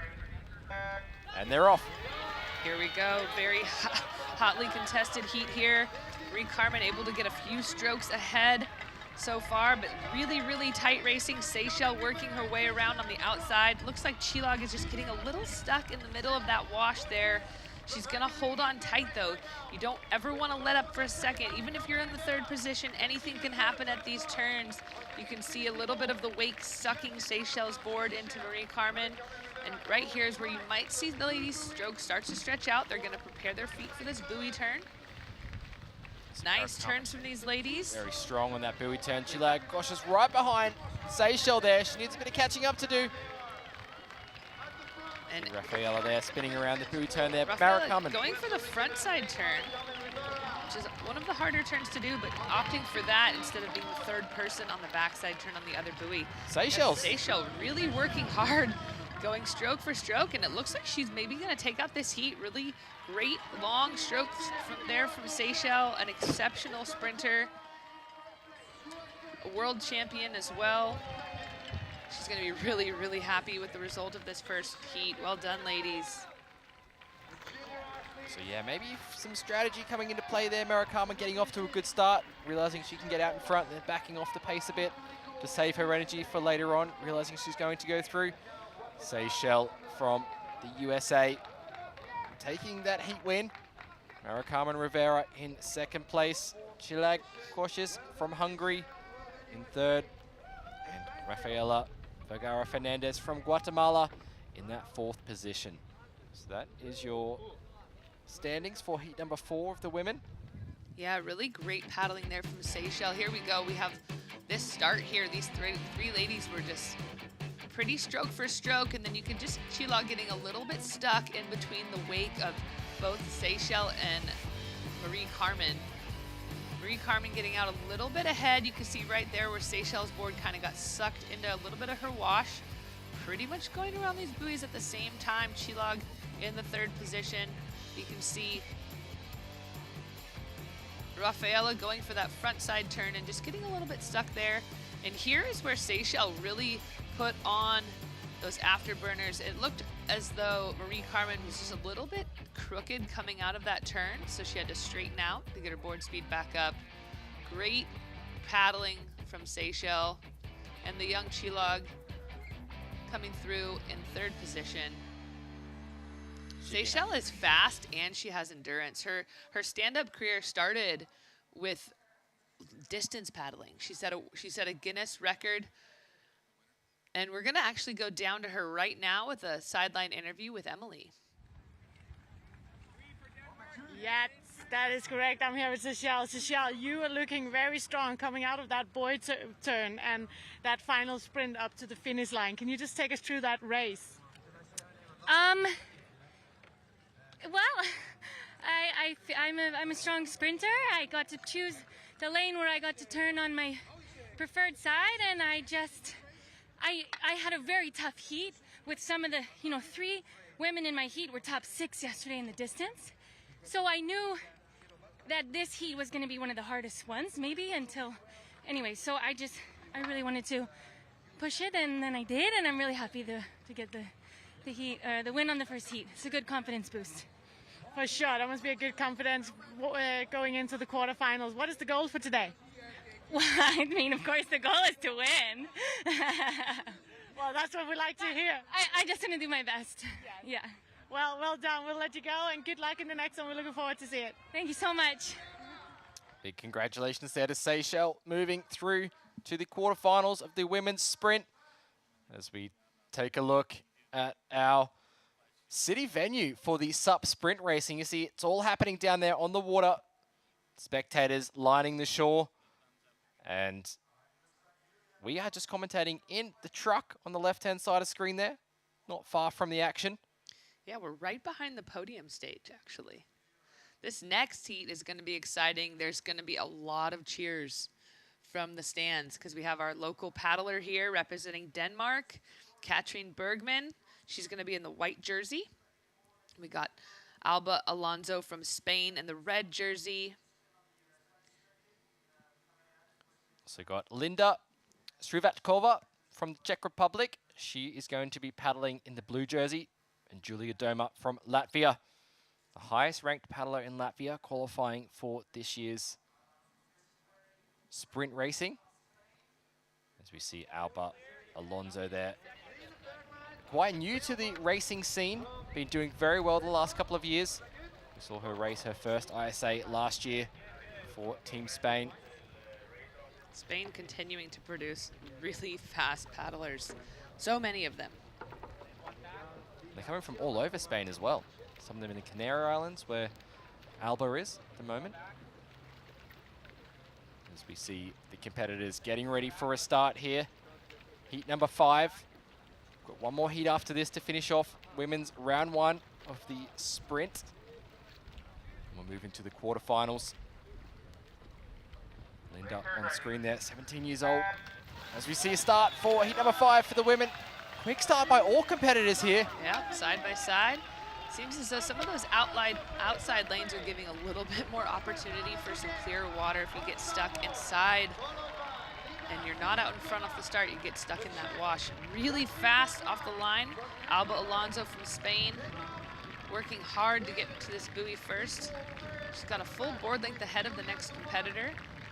Gonna go for this backside turn, so starting to walk back on her board. Nice shuffling technique there. A few strokes to get around. Running back up the board. Our 17-year-old second to the buoy. Fast around that buoy on her NSP. Katrine Bergman there. Thought she had a great opportunity to get ahead there, but just on that left side of screen in the white jersey, just had a little bit of a bobble there, turning around that buoy, but she's going to put in the hard yards to try and get to that line. Does look like we have Linda Srivatkova from the Czech Republic in that second place at the moment. Julia Doma from Latvia working hard, not letting up for a minute. Here we go. So Alba Alonso there crossing the line in first place in this heat. As we see Linda from the Czech Republic there in second place, moving on through to the quarterfinals. Those two paddlers, Danish paddler there, Katrine. Great showing from her. Paddling hard all the way through the finish.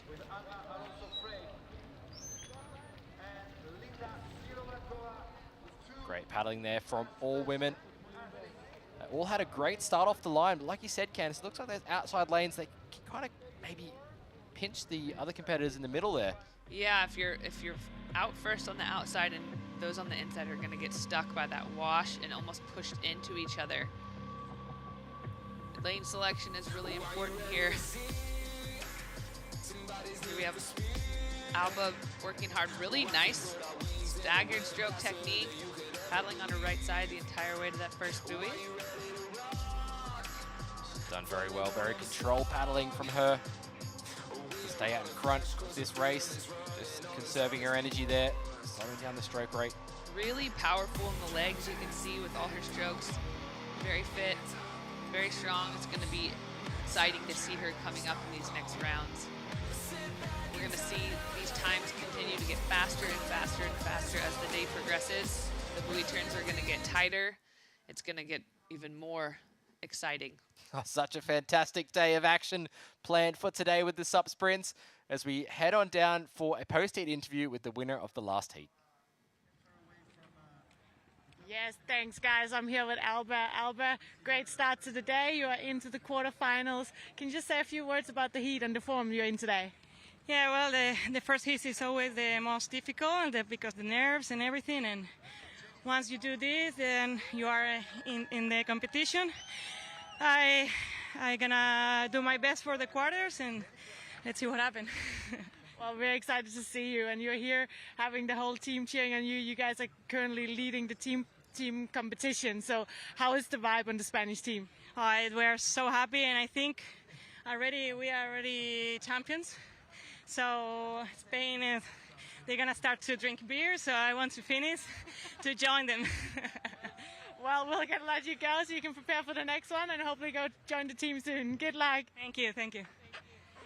Alba Alonso there from Team Spain, moving on through to the quarterfinals. Join us online, ISAsurf.org.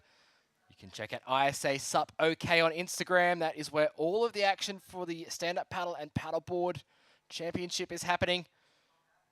Remember, you take a look on Facebook, YouTube, X, TikTok. It's all happening for ISA. Everywhere. And we also have the new ISASUP OK Instagram as well that you can follow. All right, so team standings. This is getting excited and heated. Okay, Spain has made it through to the next round, and you know Spain is going to be watching this next heat as we have Rika Okuwaki of Japan in this next heat. So as these athletes advance, of course, there's implication for their own personal medals, but there's also team standings at stake here. Japan really wants that overall gold. So we got in this next heat, Rika Okuwaki in the red jersey from Japan. In the blue jersey, Scotty Landbach from Germany. Sabine Fischer from Switzerland. And Jennifer Armstrong from Scotland. Yeah, another good heat to finish off the women's sprint round number 1. As we see competitors on the line there, just getting themselves in position, finding their lanes as they are seeded in via their country ranking from last year. And if you look carefully, you will see the poster girl in one of these heats, ponytail flying. I love this year's logo, having some female representation. It's a really great thing to see. The ISA does a great job of supporting women in surfing and sports. Here we go. We have this next heat. Looks like, missing a stroke. Just getting caught there. Just getting a little bit caught. Having to take a stroke on the other side of the other competitor's board. In the red jersey, Rika Okuwaki just about a quarter of a board length ahead, but in the blue, we have Scotty from Germany really working hard. A great sprinter. She's paddling on that purple and wood veneer Sonova board. So see Rika here making her way to the buoy turn to start with on that left-hand buoy turn. So we've got a regular footer, we've got a goofy footer, both making their turn. Rika just getting out a little bit ahead on this turn. Now we've got 2 paddlers going in on this next buoy, just getting a little bit stuck. Yeah, it looks like Jennifer there and Sabine. Yeah, we had a frontside and a backside turn for that buoy. Might have been better for one of them to go on the other buoy. Now we got Scotty Lindbaugh working hard in this second position. I think she might know that she's in a clear second place. Not sure if she was able to look back or just be able to feel where the other paddlers are. But it looks like she's slowing down her rate a little bit. Controlling your effort throughout the course of these heats is really important. Really nice result for her. I saw her across the street just in her zone getting ready by herself, and she was really focused. She was really looking to do well in these rounds. One of our junior competitors moving through to the quarterfinals of the women's sprint. There you have it, the results on screen from that heat number 6. Great showing from Rika Okuwaki for Team Japan, as you were saying earlier. Candice adding to those team points for Japan. Looking to move up, currently in that 2nd place on the team rankings. We see some of the men in the competition move through as well. Yeah, we're going to come up with the men's quarterfinals next. And there he is, Rai Taguchi from Japan. It's El Delgado from Peru. We take a look at the recap from that final heat of the women's sprint. Rika Okuwaki off to a great start alongside Scotty from Germany. So those two moving through, they kind of held it for the whole race there, with Sabine and Jennifer getting caught up both times. Once at the start and then once at this buoy turn as well. In 3rd and 4th place. A little bit quicker on the turn there with Rika. You can see both of our other paddlers in white doing a front side crossbow turn and then a pivot turn in yellow. Getting a little stuck on each other. Rika, nice quick strokes. It's like choking down on her paddle a little bit through the finish. Sabine working hard all the way through the finish. And Jennifer Armstrong rounding out that heat in 4th place. All right, now we are going to move on to the men's quarterfinals. We have our first heat getting into position. We have Itzel Delgado there on screen. He did really well in these first round of the sprints.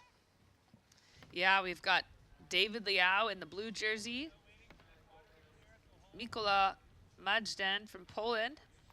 And Itzel Delgado in the whites. This is going to be a really, really tight one. Very tight, I think, between Rai, David, Itzel, and also Mikolaj there from Poland. He did very well to start off his campaign in the sprints this morning.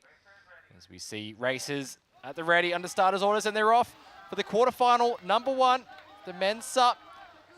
We have a very quick start there from David Liao on the left-hand side in blue. Really big stagger from Rai Taguchi is slight stagger from Itzel Delgado. Neither of them have switched sides yet. But David Liao really working hard. He's pretty close to that, the pier there. And now he's working his way into his turn. Really quick turn.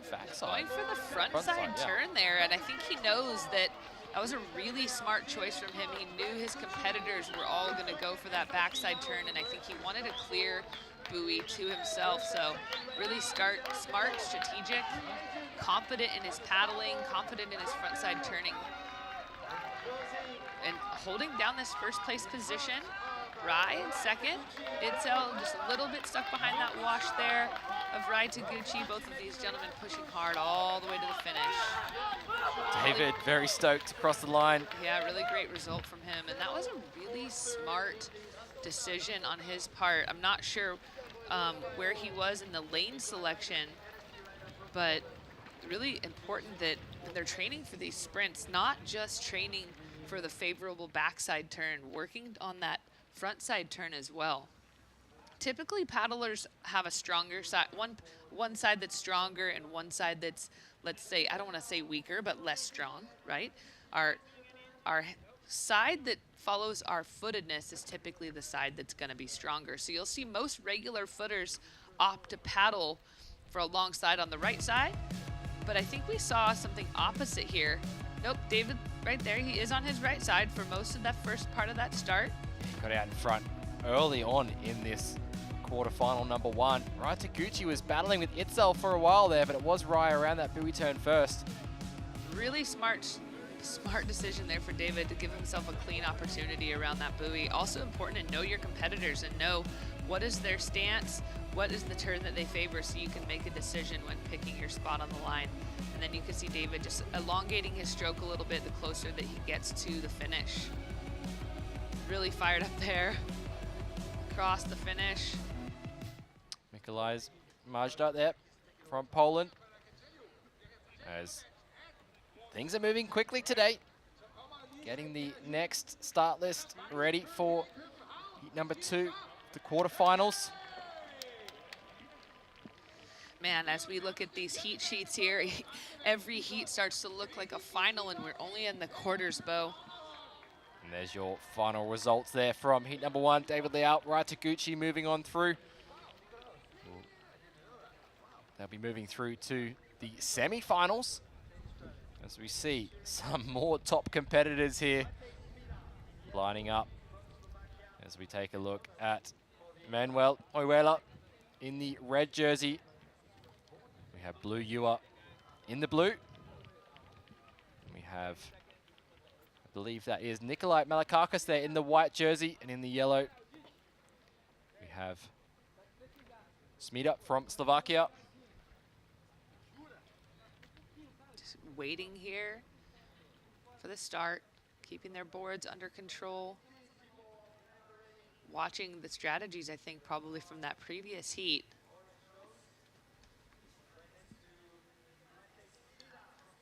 So going to be another stacked quarterfinal heat.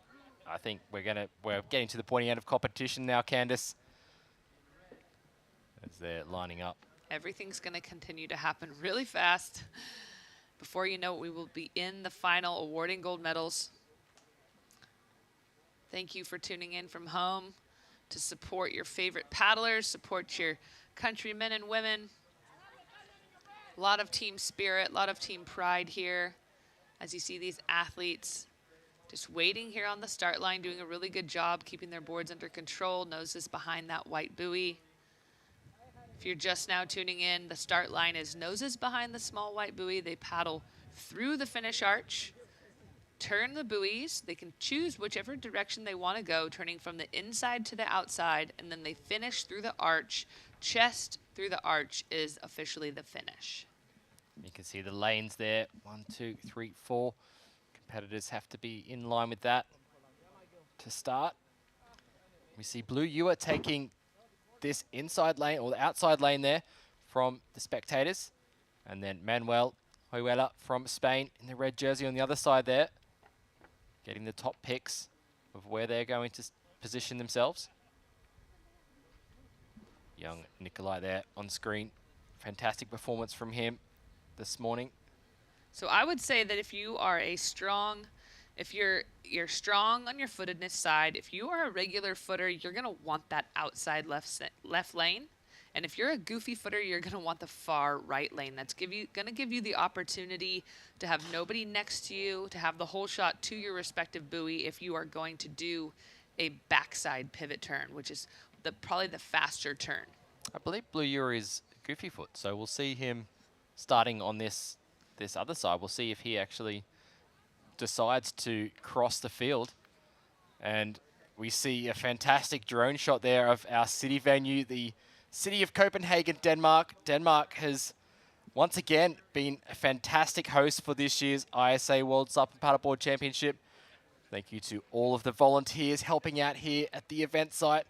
We were at the beach venue earlier on, and thanks to Action Sports Productions, bringing the broadcast together so well this week.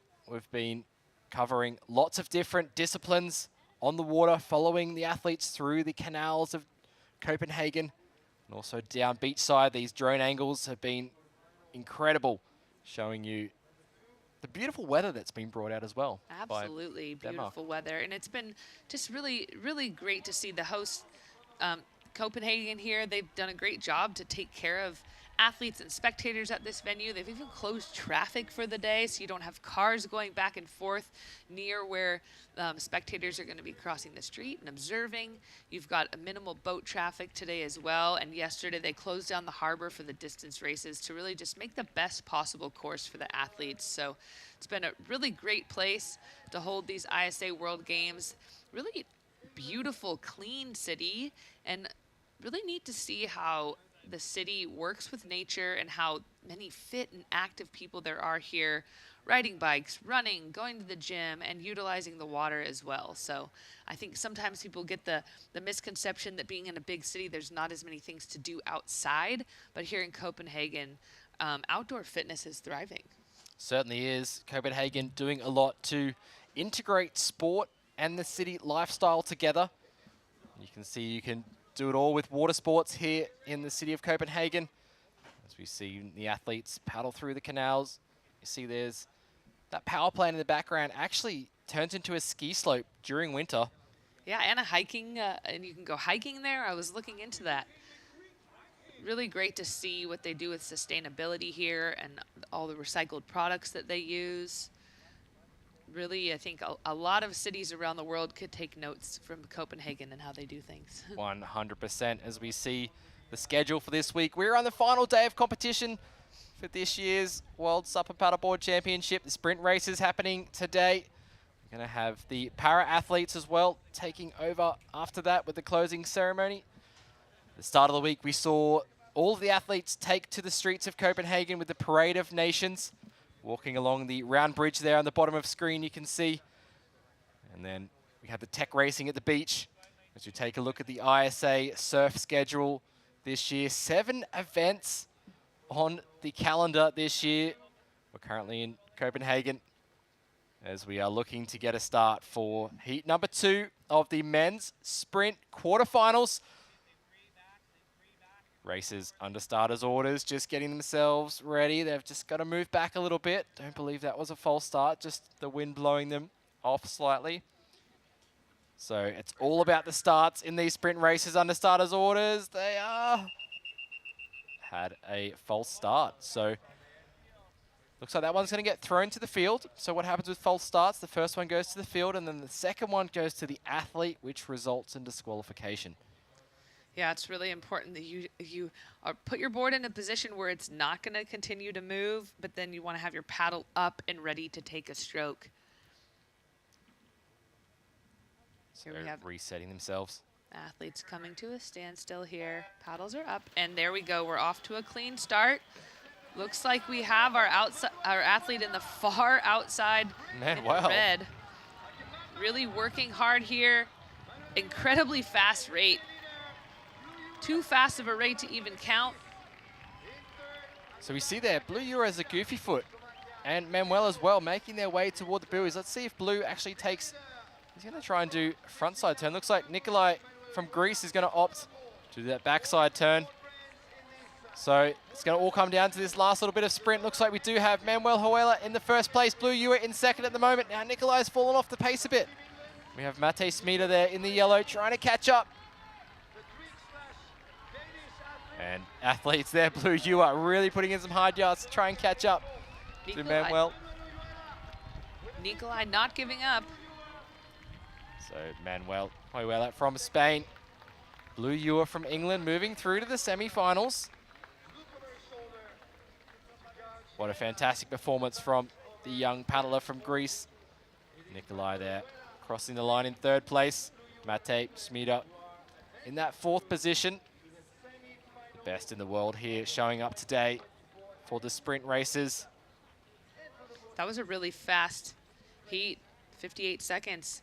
I think our first heat was 2 seconds slower. As we take a look at the heat recap from quarterfinal number 2. Manuel so strong off the start there. Blue Euro as well, battling alongside our Greek competitor Nikolai. Yeah, and Blue just making a wise choice, I think, giving himself that opportunity to have a buoy to himself, to goofy footers going around that blue buoy. So it takes a lot of confidence to make that decision. Typically that frontside turn is a lot harder. The inside rail of the board wants to dig. So yeah, it's interesting with that strategy from Blue, knowing that Manuel was also a goofy footer, going to turn around that buoy. He wanted to separate himself. As we are going to take a look, we're going to get a post-heat interview from the winner of that last heat. Yes, thank you, Bo. I am here with Manuel. Manuel, wow, you're looking strong in that heat. Were you feeling the energy of the crowd here? Yeah, I feel all the people pushing me, and especially my team, that they are awesome. My mom and Danny, and they are pushing me to the line. And you are now into the semifinals. What are you looking forward to there? Being in the semifinal, it's a dream for me, and now I will try to do my best and dreaming with the final. Well, we're looking forward to see you in the semifinals. Good luck. Thank you. A very happy Manuel moving on through to the semi-finals as we're going to move things forward into quarterfinal number 3. Omelv Garcia on screen had a quick start in his first heat today. He's going to come up against Noik Gariul from France, Santino Basadea from Argentina, and Linus Carlson, who also put on a great performance in his heat from Sweden. These athletes are ready to go. Nose is right behind the line. Looks like maybe they're going to have to backstroke a tiny bit. Anthony Vella there calling the athletes at the start line. Doing a great job as the race director this week. So the strategist for the ISA in the racing. Decades of race experience as an athlete and a race director. And here we go. We have a really fast start. Everybody is stroke for stroke so far. And we've got Melv getting caught back behind there a little bit alongside Santino. So out in front at the moment, Noik Gariul and Linus Carlson. Gee, the paddler from Sweden, Carlson there, really strong in the yellow jersey. both paddlers giving themselves a little bit of stagger with whatever side they're paddling on. Opting for those backside pivot turns. Noik coming out of his turn a little bit quicker. You can see each time these paddlers out in front switch sides, they give themselves a little bit of a stagger to get some power. And looks like in the white jersey, Santino is really working hard, trying to make a move there on Luis Carlson. But it is going to be the French competitor, Noik Gariul, taking the win here. Quarterfinal number 3. Looks like Linus Carlson from Sweden. Gee, Santino Basadea there from Argentina, doing a great job to keep up. And Omelv Garcia on screen from Puerto Rico. Another strong performance. This is such an exciting race, this short, compact sprint course. And there you have it. The semi-finalists moving forward, Noik Gariul, Linus Carlson, will be coming up shortly. Santino there on screen. Just got a little bit caught up with Omelv at the start there, Candace. That's what put them both behind. As we take a look at this heat recap, you can see on the inside here, Omelv just slipping off the paddle there. not able to get the strokes in. They were both stroking on the same side of their board. So something that's really important when you're racing is when you're starting next to somebody, you want to kind of communicate which side are you starting on. If you notice that their paddle is on the same side as yours, you need to give yourself a little bit of space, a little bit more space if you can, so that you can get a stroke in. Yeah, we've seen some paddles have to go over the other side of different boards already in the sprint races, so athletes getting very close together. We're going to see some more action like that happening as we move throughout the day. Noit Gariud there from France, commanding win in the quarterfinals. And the Swedish paddler, Linus Karlsson, great performance from him moving through as well. Oh, and this next heat coming up, every time I look at the heat sheet, it's like, wait, is this the finals already? Of course, Campbell Carter on screen from the USA. Been doing very well recently. Doing very well. I know Campbell pretty well, and I know that he is really excited. This heat right here is monumental. I mean, you have I don't even know how many gold medals, how many medals, ISA medals stacked up in this heat.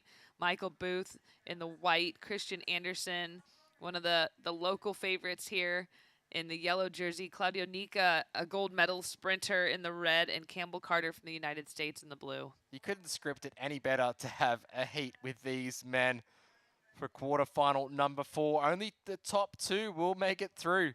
I mean, for each one of these gentlemen, the story of who they're up against is pretty exciting. You've got the returning champ, the youngster who's full of energy and fire and drive, Christian, another youngster who's got lots of experience and the home court advantage, and then the veteran Michael Booth, who is literally showing people how with his Boothy training, just continuing to perpetuate his success. And here we go, athletes are ready. A little bit of maybe a false start or just a whistle blown just to make sure they're not inching over the start line. So yeah, Campbell there on screen with that start, not creating that false start there. You can see Christian with a nice big stagger off the start already. Right foot back. There we go. Big start from Christian Andersen really in the yellow. Fast start, really surging forward with the hips, really wide staggered stance. You got Claudio Nica as well, full of power. Michael Booth just falling back a little bit. And Campbell Carter really working hard to manage the wake that's behind him. So you're gonna have Christian Andersen and Claudio probably do an opposite turn. I'm thinking, yep, they're both gonna turn out here. Then you got Michael Booth coming around, keeping it clean. Very close, Michael Booth next to allowing Andersen. Christian's board to get around and not stalling on the tail of his board. Really great etiquette. Not letting up for a second here. Both of these paddlers kind of converging towards each other a little bit.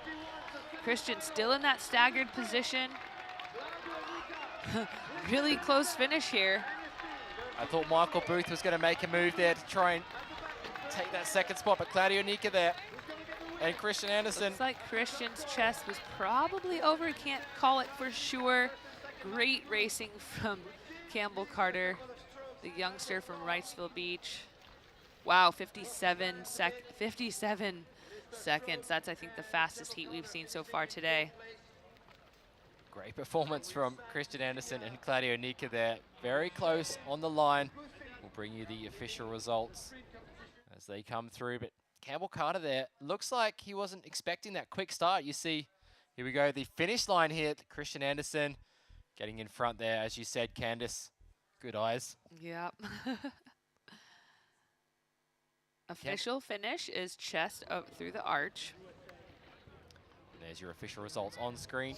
Claudio Nica right behind Christian Andersen, both moving through to the semi-finals. Coming up a bit later today as we take a look at the recap. You can see Campbell just not getting a great start there. Christian Andersen, Claudio Nica out in front. You see both of the paddlers who ended up advancing in this heat had larger staggered stances than Michael and Campbell. Get a lot of power from that back foot position, a lot more length through the stroke. Similar to what you see in the high kneel canoe sprinting. Really strong base there. Christian Andersen crossing the line there, just ahead of Claudio, so a good battle. The crowd going wild. You can still hear them cheering him on, and we're gonna send it on down to an interview with the winner of that last heat. boat side with Emily. Yes, that is correct, Candice. I'm here with Christian Andersen.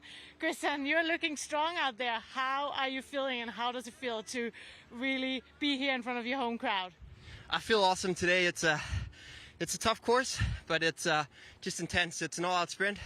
I feel very good. The crowd is hyping me up here, so it's cool to have all the support competing at home. And now you're going into the semifinals. So are you going all the way today? Definitely. I'm going all the way to the final, and we'll see after there. Well, we're really looking forward to see you, and good luck. Thank you very much. Got him. I just lost that link.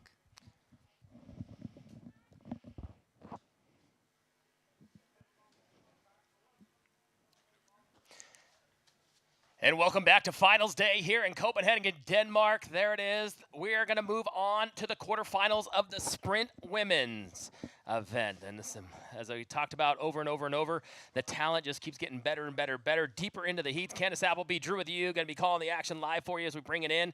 And Candace, very exciting quarters for the men. Very exciting quarters for the men, and very exciting quarters coming up for the women here. We've got 3 women heats, top 2 advancing to the semifinals. Top 2.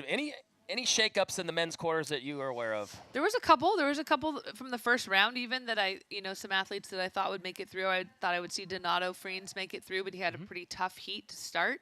Right here, it looks like we have our first quarterfinal heat getting ready. You can see Jessica Matos there on the line from Brazil. Yeah, Matos has really put on a show for Team Brazil. You know, she's been one that they've really put a lot of effort and a lot of emphasis on, and she's proven it here at the World Championships. Yeah, she has. She excited things in the technical races, and here we go. We have this second heat off and running. We've got Emily Evans from Wales in the white jersey, Jessica Matos in the blue, and then Melanie Lafreniette. Melanie Lafreniette from France. So these ladies are really pushing a hard pace. You're going to see faster and faster times throughout the course of this race. Matos in that center, really trying to push out now, Candace, kind of having to move her way around the Wales paddler as they start to open up coming in. Yeah, I think we're going to see Melanie go for a left turn and Jessica go for a right turn. That's my prediction here. Nice backside turn there. Melanie quicker to the buoy. Oh, Frenette, perfect turn on the backside there on the red paddleboard in the red jersey coming out of the hole. Matos getting stuck on the outside. She opened up the gap for the Wales competitor. Unfortunately, she took it even wider than that. So that turn proved to be a lot of problems on that blue buoy turn. Yeah, just making it around that buoy nice and clean. Jessica stretching out her stroke now. She knows that she's in front. Melanie pushing hard all the way through the finish here. Yeah, she's running away with it there, so Team France will move on to that final. Remember, this is the semifinals. We're going to take the top 4 in that final coming up later on this afternoon. And this is finals day. Looks like Matos, Jessica Matos from Brazil, she will move on. And she really did open up a door for the Wales competitor, unfortunately. Sometimes it's all about timing, Candace. Yeah, I mean, she was first to that buoy, so she definitely had the advantage. And nice clean turns, and it was just Emily was just a little bit outside of her. So we're going to see how that played out here.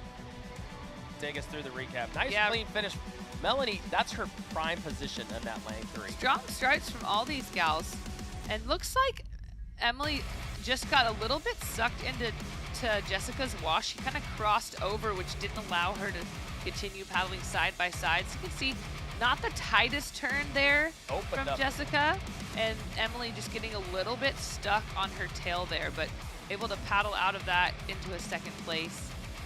So Jessica's definitely going to want to clean up those turns in these later rounds. You're not going to be able to advance if you're getting stuck on the buoy like that. So really strong finish here from Emily, representing Wales.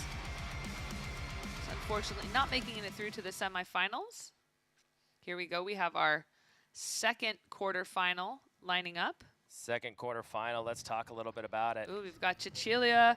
She's one of the favorites of this event, I would say. She's really strong, really fast, a 2-time junior gold medalist. We've got Holly Pye from England in the blue jersey, and Petronella Van Malsen from the Netherlands in the white jersey. So these ladies are ready to go. There's the sound of the horn. Look for Pompanella to really stride and get out early here, Candace. Yep, Pompanella going with a little bit of that staggered stance. All 3 ladies still pretty close together. Papanella getting maybe half a board length advantage. Petronella working hard here.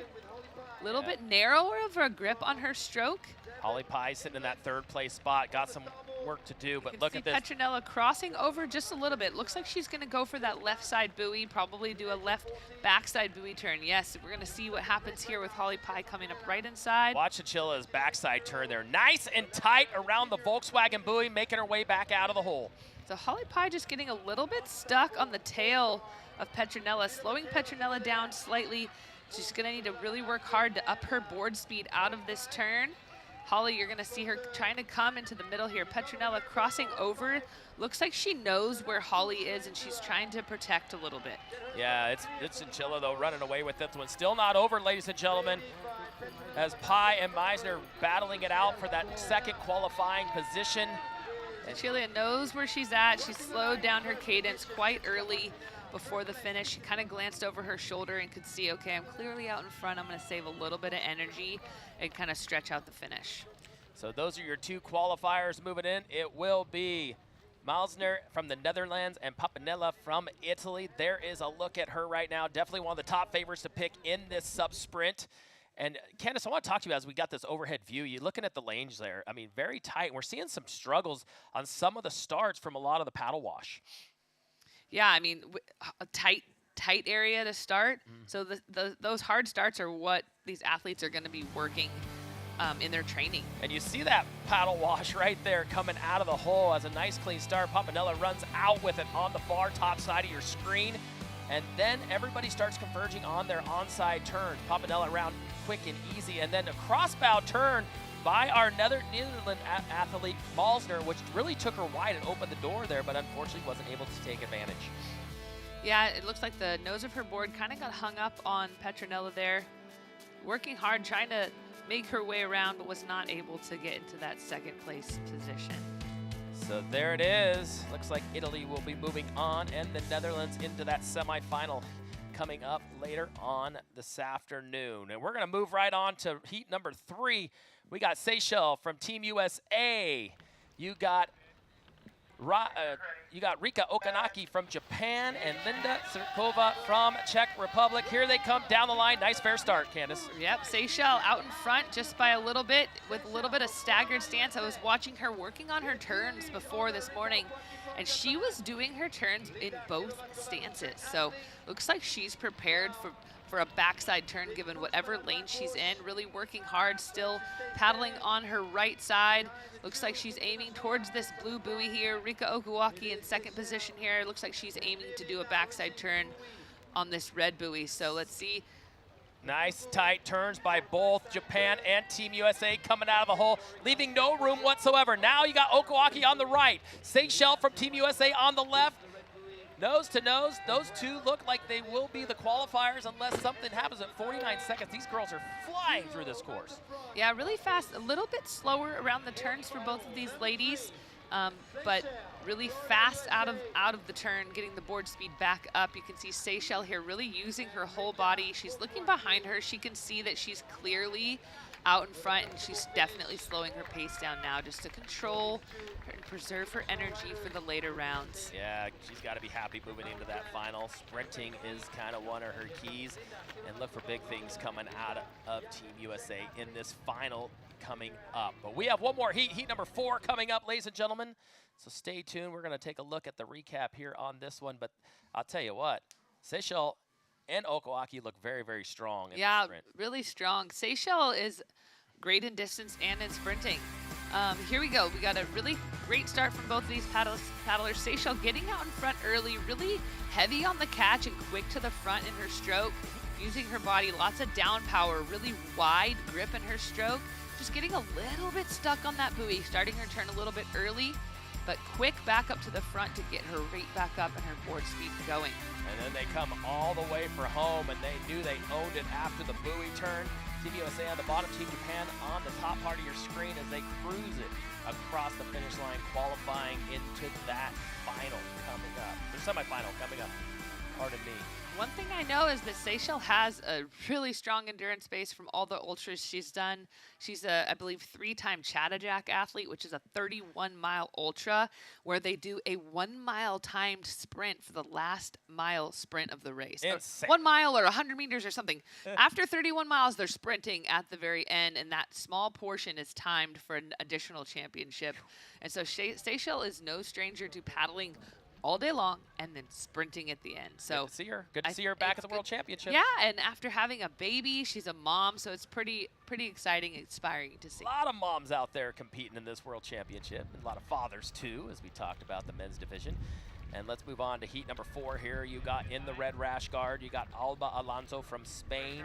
In the blue rash guard, you got Mary Carmen Rivera from Puerto Rico and Scotty Lagman from Germany. Here they are. They are off. Marie Carmen and Alba really working hard. Alba's been so extremely fast in these sprint heats.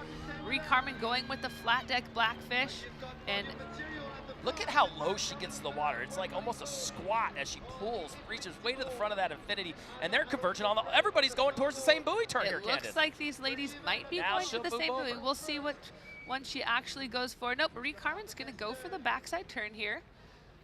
Maria, very talented 3-stroke turn on that one. Now it'll be all Alonso and Rivera coming back for home. Leaving in the dust, Lambian from Germany by about 2 board lengths behind. Carmen digging hard. Alonso on the top of your screen. It's infinity and starboard coming in for home. And Marie Carmen going back into that staggered stance, whichever side she's paddling on, really getting a lot of power. You can see her not letting up for a second. She wants to get in a good position for a lane choice in this next round. So you're gonna see these athletes battling for that first place, not just being satisfied with the second place advancement. And she almost seemed like she ran to the front of that infinity to get her chest across that finish line Yeah, first. she did. And what you're gonna see is really important, how fast can these athletes get their board speed back up after the turn, right? So there's the start off the line, keeping your board straight, getting the board up and planing quickly, getting out in front, holding the speed through that long straightaway, getting your feet prepared for the turn without losing board speed, executing the turn quickly, and then getting back into a position where you can get your board speed back up after pretty much coming to a stop from that turn. So here's the replay. You can see that Marie Carmen has the staggered stance, and her foot is forward of the handle in order to keep her board planing on the surface and not doing a wheelie. You can also see Alba in that staggered stance. So both of these ladies being smart on the turns, quick back up to the front and getting that board speed back up. It's important locking your legs back into a solid foundation and then really working hard into those strokes. You can see Marie Carmen really forward on the deck pad of her board, lunging forward with that bottom arm to get a nice reach in her strokes. Oh, it's so close. We'll see. That's tell gonna from be that somewhat angle. of a photo finish maybe. So hard to tell exactly. We'll get an official result here of who was first in that heat. But the semifinals are set. Looks like it was Alba Alonso from Spain going to move on as a top qualifier into that semifinal heat coming up. And there's a live look at our venue in Copenhagen, Denmark. We are city center for the day's end. This is the finals. Yeah, I'm not actually sure that that's the official result. That's maybe what we're seeing on our sheets as the results from the previous heat. So we'll let you know as soon as that comes through. Okay, yep, that's right. Alba is. Thanks, Drew. I'm just reading what they're feeding me here. Okay. But yeah, there you go. As the semifinals are set now for the men and the women, and there is the library, that big black building there, the library, which are housing our ISA offices, and been great to kind of have that area to get all of our competition data set, and the spectators are set as well, ladies and gentlemen. Huge spectators a lot of spectators on the venue here today, cheering on their top athletes. And as we take a little time to put together our semifinals here, we want to thank everybody for watching on ISAsurf.org. And these girls are ready to go, Candace. They're ready to go. We're going to have our men's semifinals up, and I'm going to invite Bo back into the booth here, and I will be back to join you for the women's semifinals and the finals. So it's been a pleasure. I'm going to go give some high fives outside. Do it, Candace. And watch those men's semifinals in the flesh. The world champion, Candace Appleby. We want to thank her for joining us in the booth, and we are down to the got the men's semis, the women's semis, and ladies and gentlemen, Follow us on the conversation on Twitter, Facebook, Instagram, and all of the other social channels. Huge shout out to all the folks watching online at ISAsurf.org. So, unique course for this year. They're going to back it right up to the dock there, 200-meter course. You could either take the right buoy or the left buoy, depending on a lot of variables, lane choice and everything else, which you've seen a lot of different folks deciding to choose on that buoy turn. And Bo Nixon joins me in the booth. And it looks relatively calm from this aerial view, Bo, but I was just down on that start line. That wind's blowing right down the line there, making that start a little bit sort of pesky, I'll call it. Yeah, definitely is. You can definitely notice the boards being pushed a little bit forward from that start line. So that wind at the moment on screen, they're kind of coming from right to left. So yeah, those starts have been a little bit tricky, definitely, with all the athletes just trying to keep their boards in position. We heard Candace talking about the athletes trying to brace with their paddles, keeping themselves in line. If there is a false start, usually that means that a competitor has put the paddle in the water to propel themselves forward. But in some of the situations we've seen, actually the winds just push the board forward. Yeah. It just goes to the field. Winds pushing the boards forward. Also, the lanes are pretty tight. You're seeing a lot of paddle wash, you would call it. And we've seen some people miss on those initial strokes, throwing them off balance. So a lot of variables here in the starts in this sub sprint. Winds died down to about 5 miles an hour from the east-southeast right now. It was blowing up to 11 when we first kicked off the event today. But temperatures couldn't be nicer here in Copenhagen, Denmark. They said usually this time of year you expect a little snow. And it's just been absolutely perfect for this ISA World Championships, brought to you by Danish Endurance and Volkswagen. Down to the final two semifinal heats here. This next heat for the men's, holy moly. We got David Liao, we got Noik Gariu, you got Blue Ewer and Claudio Nica from Italy coming back to defend the title. Wow, some past champion in there. It's going to be a very, very tough semifinals. Both semifinals definitely stacked. We're going to see those competitors hit the water shortly. It is anyone's call, really. I mean, it's great to see Team England up in there. I think the biggest one was Linus Carlson from Sweden. I mean, he came out of nowhere, kind of a no-name, comes into this sprint final and really put on a show and really impressive with his sprints. Very, very impressive. Keeping up with the world's best. He is a Swedish champion, multiple-time Swedish champion, so great to see him representing here. As we see David Liao from Brazil, I believe, on your screen, coming into your living room there. And there is all the formal ISA gold medalist. Kirsten Andersen going to be coming up in semifinal heat number 2 from Denmark. Huge fan base out there right now. Claudio Nica from Italy. We just talked about him. Duna Gardillo from Spain. Michael Booth, who missed the semifinal cut just a couple of heats ago. And then a lot of defending 2020 champions here, Mo.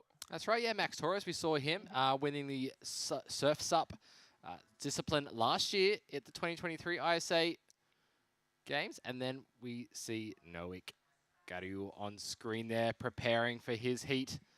Yeah, Gariu's got to be one you really are picking if you're going to be going into this heat. Definitely one of the top contenders. Look for him and Claudio to really break out fast starters.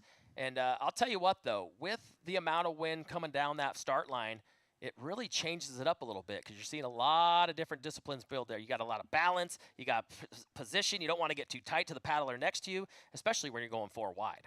Exactly. As you see David Liao there on screen, he's going to be coming up shortly.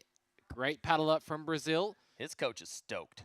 Super stoked. So his girlfriend actually flew in this week to surprise him. You know, that helps things. It does, definitely. You don't want to lose in front of your girlfriend, Bo.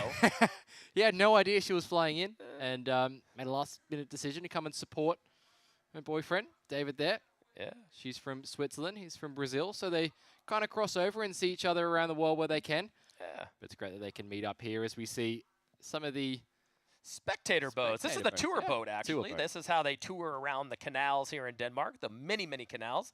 And you'll see one of these boats coming by about every 5 minutes, it seems like, with hundreds of tourists checking out. And there's not a better way to view the city of Copenhagen than from one of those tour boats. Or watching the feed yesterday with the distance race, so the drone shots we had following the athletes through the canals of Copenhagen. We had the shots from the boat as well. We see Manuel Huela on screen at the moment. Another one of the top athletes in this semi-final. He had some great starts in the last 2 heats. Yeah, and he's trying to keep that top ranking, team ranking for Team Spain locked up. He's one of they're watching on here. So, ladies and gentlemen, as we get set for men's semifinal heat number 1, we're going to take a quick break. More of the action coming back in just a moment. Stay tuned.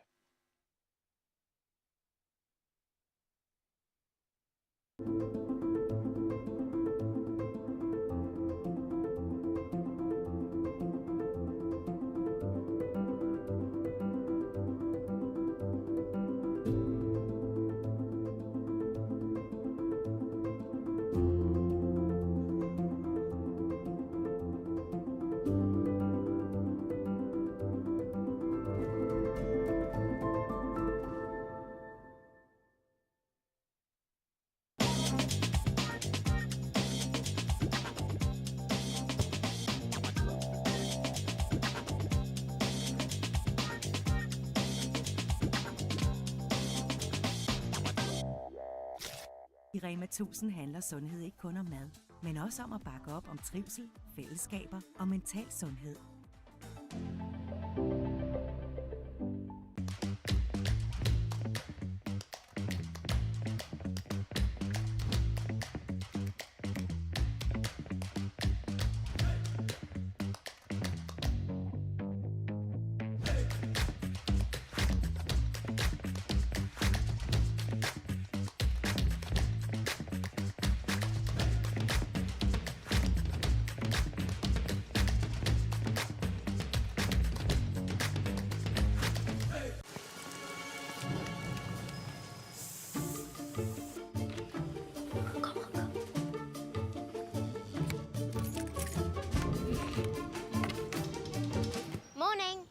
To school with you. My dad's lost his car keys. Our parents overslept. I've got a flat tyre. Yeah, sure.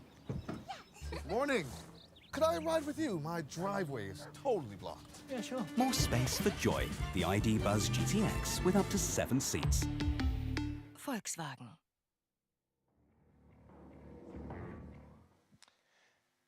And welcome back to the action. Final day here in Copenhagen, Denmark for this ISA World Championship. And boy, oh boy, if you're tuned in to ISAsurf.org, you are in for a real treat. Bo, help me get it out of my face. I'm so excited about this. I'm so excited too, Drew. The semi-final men are teed up, and we are watching it now, and it's absolutely incredible the amount of talent on this start line right now. Bo, take us through it. Oh, my goodness. Claudio Nika, defending champion there. Noah Gariud as well. Blue Yua, David Liao. Oh, my goodness. This is already got some medalists in there.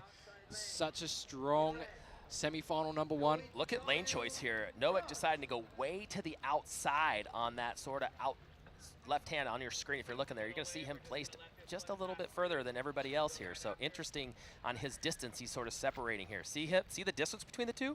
That's good. Good to have that separation of distance there. We've seen the outside lane starters really have a great start in their heats earlier today. You don't want to be in that middle position really too tight. No, unless you can get out in front, create a bit of space at the start, but we're going to see all these competitors pretty close together. But you see where Noak's at. Noak's in the red rash guard on the right-hand side. See, he's right on that line. He's as far outside of that box as he can, trying to create as much distance as he can between lane 2 and 3. And look where 4's lined up. 4's getting pushed by a little bit of the wind, but I'll tell you, that's going to put a lot of pressure on lane number 3. Especially if they decide to have the paddles on, opposite sides there, so they're going to be maybe getting caught up with their paddles. But it looks like they've gone and chosen for opposite sides of the paddle. You can see. Yeah, Claudio Nika in the white is really in rough position there. There's the horn. Nice, clean start. Gariou out early for France, charging hard. It's Nika on the inside in the blue. David Liao now all separating itself on the left-hand side of your screen. It is Gariou and David Liao. Bo. Yeah, David Liao had a fantastic start on that inside line there, so he's out in front in that blue rash guard at the moment. Blue Yua, Claudio Nika trying to hold on. 3rd and 4th at the moment, but it is going to be. Liao on his onside turn. This is going to slow him down just a little bit. That's going to allow Gariou on the outside in the red to break away. But Liao with a very clean turn, Bo. Yeah, very clean turn there from David Liao. He's just out in front of Noik at the moment. Converging into one another, coming in the final 50 meters. Liao turning the jets on, ladies and gentlemen, on that SIC. Wow. Paddling so quick. Look at the time already. It's under a minute. That's 56 seconds there from David Liao. He is stoked, taking home the win there in the semi-final #1. Noe Garud in second place, moving through to the final. And Blue Yua and also Claudio Nika there, just falling off the pace in third and fourth, but great performances from them. Great team points as well. Yeah, you know, you got to give it to Liao. He broke out of that start like he was shot out of a cannon. And you can tell the excitement there. He couldn't have had a better start, Bo. Oh, he's absolutely frothing right now. He's put his arms up. He's giving a fist bump there. Start. You see Gario on the top of your screen separating himself, but it is Liao. And he seemed to kind of carve his way back out and open himself up for a lot of clean water. Unfortunately, Nico gets busted up in the paddle wash. Yeah, unfortunately, just in that turbulent water, it's really easy to lose that board speed. You see them spinning around here. David Liao opting to go on that kind of front side or back side with the paddle there on his outside. Crossbow turn was quick, though. I mean, he was almost as quick on that turn as Gario was from France on his backside. So very, very talented. He gives you a big shout, and that is David Liao, #1 qualifier in semifinal heat #1. Pounding his chest, and he's ready to go. We're going to go down boat side right now with Emily. Yes, that is correct, Drew. I'm here with David. David, wow, what a start you had to that heat and that sprint. You must feel amazing right now. You are into the final. Yeah, we are in the final. Bahia, Brazil. That's my first goal. Now, let's in the way of my true goal. You know, so I'm super humble and confident for my final. So let's keep pushing hard. This is Brazil. Thank you so much. Thank you so much, David. We are really excited to see you in the final. Good luck. A very happy David Liao, ladies and gentlemen, from Brazil. 56 seconds in heat #1 of the semifinals here in the men's SUP sprints. There's a look at the Swede right there, Linus Karlsson. What a fantastic performance he's put on today, Drew. I've heard a little bit about him before this event, but actually he's taken the world by storm, and he's really showcasing that Sweden is right up there amongst the best in the world. Yeah, they're a contender. However, you got to get through that man right there. Three-time gold medalist this week. This week. Most people say three-time gold medalist in their career. He's saying this week, you know. He might need to order another suitcase from a local here in Denmark to carry all the gold medals, right? Taguchi, the young 20-year-old from Okinawa, Japan, and Carlson in the inside lane. So let's sum it up for us. Rai stuck in the middle here. That's not his normal position. It's not. Rai Taguchi there in lane #2. So we got Christian Andersen in the blue on the right-hand side there. Rai Taguchi there in the white. Linus Karlsson in the yellow. And then on the far left-hand side that you saw, Manuel Oyuela from Spain. He is a very quick starter off the line, as is this young Danish man, Christian Andersen. He's been gearing up all week. He said, Drew, I've been at home, resting, hydrating, getting ready for this moment in front of all of my country here in Denmark. The young man from Kipmoller, 25 years of age. And I'll tell you, that's how much the wind is pushing everybody around at the start. You can see Manuel there and Linus, they were getting quite close together. They've created a bit more space between them, but Anthony Vella's got them at the start line. Ready to go. Rai Taguchi there, just holding. Watch for Taguchi. I mean, Candace called it ballistic. You can call it what you want. His paddle cadence is going to be off the charts coming out of this. They are set. Under starters orders, waiting for the horn. Nice clean start. Oh, look at this. Christian Andersen on the right side of your screen with an easy hole shot. And now Huela challenging him on the blue rash guard at the bottom of your screen. Rai Taguchi currently in third, Bo. That's right. Looks like Manuel Huela off to a great start. Christian Andersen now right behind him. Rai Taguchi, but we just saw Linus Karlsson go down off his board, a fall in that turbulent water. So he's back in fourth place. We're going to see Christian Andersen hit the buoy turn in second place. Manuel still out in front. Rai Taguchi a little bit far behind. Could this be the end of the gold medal campaign for Japan? The Dane holding him off. Taguchi's going to have to make up about a board length away. Huela on the left-hand side of your screen. Now about a half a board length over Dane. The Dane, Christian Polar Bear Andersen, and Taguchi trying to catch up, but Bo, think Christian's got this one in the bag. He is out in front. He's going to make sure he keeps that lead in front of Taguchi. It is going to be the Spaniard, Manuel Huela, crossing the line in first place, moving through to the finals with Christian Andersen.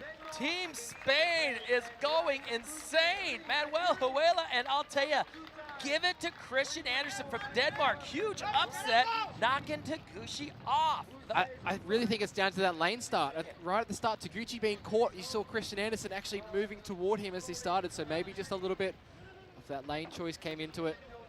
But what a race between those two gentlemen on screen. So he's still on it for his campaign for gold. The young Dane from Kipmoller, Denmark, in the blue rash guard. Look at how much muscle he's put on in the last year. He's beefing up for Oh, sure. he's definitely. But give it to Manuela from Spain. I mean, great hole shot out of the gate. And this was a perfect start for him. Perfect. So you see Christian Andersen there moving in toward Ryan Taguchi. So put Ryan Taguchi off a little bit, being in Christian Andersen's wake in all of that wash there. Linus Carlson at the back there. Unfortunately, right at this moment here, just coming unstuck and falling off his board. So that can cancel him out for this race as we see Christian Andersen, Manuel Huela up in front. Look at the turn by Taguchi. He did everything he could do to catch up, and just off the mark, just enough to just Christian just held him off perfectly. What it was all Huela.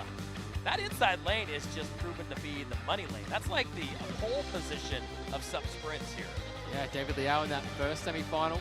Alongside Manuel Huela taking that before lane choice on the inside, making it nice and easy for those competitors to get a quick start. So there you have it.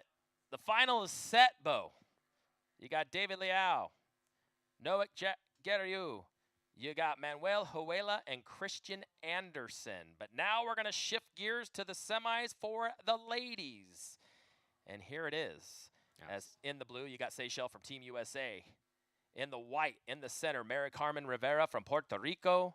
In the yellow, Petronella Van Melsen from the Netherlands. And in the red, Melanie Lafrenette from France. So that is your lineup here. And you see that those inside lanes are really proven to be a little bit more detrimental than those outside lanes. Yeah, they certainly are. The women here getting set for the start of the sprint races. Melanie there on the outside lane. She's going to take lane number 1. Yeah, lane number 1. And I'll tell you, look where lane 4's lining up. As Seychelles from the USA really pushing in on that inside, looking to play a little bit of strategy. Want to thank Bo Nixon for sitting in with me. And we get into the women's semis now. Candace Appleby, the world champ, joining me. She's paddled against a lot of these athletes for years and years and years. And Candace coming off an exciting and amazing men's semi. We get into the women's semis here. Yeah, this could be a final, like I've said every round. But I think we're going to see Seychelles off the line really, really fast.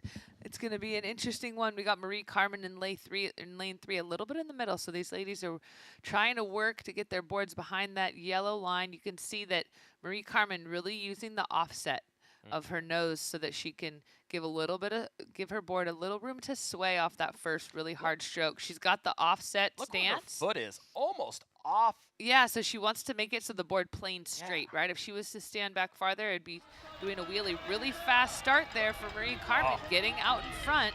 Best start we've seen by one of lane 2 or lane 3. And look at Mary Carmen digging hard on the left hand. Starting to push it hard. Now making a little bit of way over Seychelles from the USA and on the blue rash guard. Yeah, and I think we've been seeing Marie Carmen go for that left turn, so it's going to be interesting to see what happens between her and Seychelles. There's not really any other option for Seychelles at this point, so her and Melanie are a little bit side to side, but Seychelles might get stuck on this turn. And both of these ladies getting hung up on each other, so I'm not sure how this is really going to play out. Giving Melanie plenty of space to get around that buoy cleanly. That is a bit unfortunate for both of these ladies. I'm not even really sure. We're gonna have to get a replay on that. But Seychelles working really hard to try to catch up. Marie Carmen getting closer and closer to Melanie. Melanie choking down on her paddle. I think she definitely benefited a little bit from both of those gals getting hung up on each other. Really strong finish from Marie Carmen here. I know that's going to be a disappointing finish there for Seychelles. She's been training so hard, and she's really fast. I think she has a title of being one of the fastest women on a board on the planet. I mean, all of these ladies are, but just unfortunate to see that hang up right there. It's going to be interesting to see how the judges call that, because there was definite obstruction by the USA paddler Seychelles going in there, but she really had no choice. Well, so how it works is if the paddler in front has a clear half of a board length ahead, more than half a board length, they have the right of way. Here we have Marie Carmen out really, really fast. She had almost a board length on the competition. But Lafreniere just kind of had the clean and even water on that outside, and she saw it right here. She's like, I'm all by myself. This will be fun. And this is where Seychelles drops that SIC on the top of the infinity, making it really difficult. Give Mary Carmen a lot of credit for not falling. She didn't fall, so that could have been worse for her. And whether that is a penalty or not for Seychelles, Marie Carmen was able to still get out in front and advance. So it's not necessarily something that is going to cause a change in the advancement placement here. Marie Carmen was able to stay really calm and collected. And the fact that she was able to catch up so fast to Melanie really shows her speed in those straightaways. So there it is, unofficial results. Moving into the final, it's Melanie Lafreniere and Mary Carmen Rivera from Puerto Rico. And Mary Carmen, I mean, she's been close all week, still waiting to jump on for that gold medal opportunity. Yeah, we move into heat number 2, ladies and gentlemen. There it is in the red, Alba Alonso from Spain. Had a very, very fast quarterfinal heat. In the yellow, Jessica Matos from Brazil. In the white, Rika Okanaki from Japan. And in blue, Chinchilla Pampanella from Italy. Another bunch of heavies in this heat. Yeah, and this heat has a lot of implications for the team points. You have Team Spain and Japan. Japan not advancing through to the finals in the men's. Alonso getting a little crossed up there. Anthony Vela doing a great job trying to keep everybody in position. And they'll back their way up. As you see those 2 white buoys, those are the start buoy line. So they got to stay in that area. And look for Chinchilla and Alonso to really try to gun it out quick here in that lane 1 and 2. There's Okanaki from Japan. Her team looking very, very good, sitting 2nd place overall in those team standings. Candace, you just were speaking about. Yeah, and Jessica has been super fast on her start, so it's going to be a fight to the first turn. There's a look at Alonso from Spain. Her team currently in that first top spot for Team Spain. I was talking to Laura Quickglass this morning. She's been coaching the team this year instead of competing. She said, this is actually kind of a nice place to be. A little bit less stressful, she says. But now as they're trying to hold that top spot for Team Spain, it's a lot more stressful. Yeah, definitely. I mean, it takes a lot to help these athletes, help them to stay calm and collected, make sure they have everything they need. You see Cecilia there with the staggered stance. Here we go. The ladies are off. Clean start. Side by side, Rika Okuwaki trying to get a few strokes ahead. Both of those ladies in the middle just getting a little bit stuck, but Rika not letting up. We've had a fall. Our paddler in yellow, Jessica Matos from Brazil. That's going to really cost her advancement. It looks like she's going to be out of this one. Anything can happen, but we have Cecilia and Alba side by side here. Really beautiful paddling, great drone shot here. It's going to come down to this turn, executing backside pivot turns beautifully. Almost like on stroke cadence Cecilia there. Just out of the turn a little quicker. Rika is in 3rd position. Not sure if she's going to have what it takes to get into an advancing position here. You know that these ladies are going for glory for 1st place in this semi. They want that better lane choice in the final. Neither of them letting up, and Rika is right there. She is not letting up for a second. It looks like right now Alba has a little bit of the edge here. Really pushing hard, powerfully stroking, and she's going to take 1st position through this semi. Cecilia going to be really excited to make that final. So there it is. The women's final is set, ladies and gentlemen. And this is maybe gonna seal the deal for Team Spain in the overall standings. I can't say anything officially, but if you're following along at home, if you're following along, and you're doing the math, that's what it comes up to be so far. So Alonso 108. Papanella comes in at just almost 0.7 of a second behind there. So very fast heats for those ladies and gents. Take a look at the recap.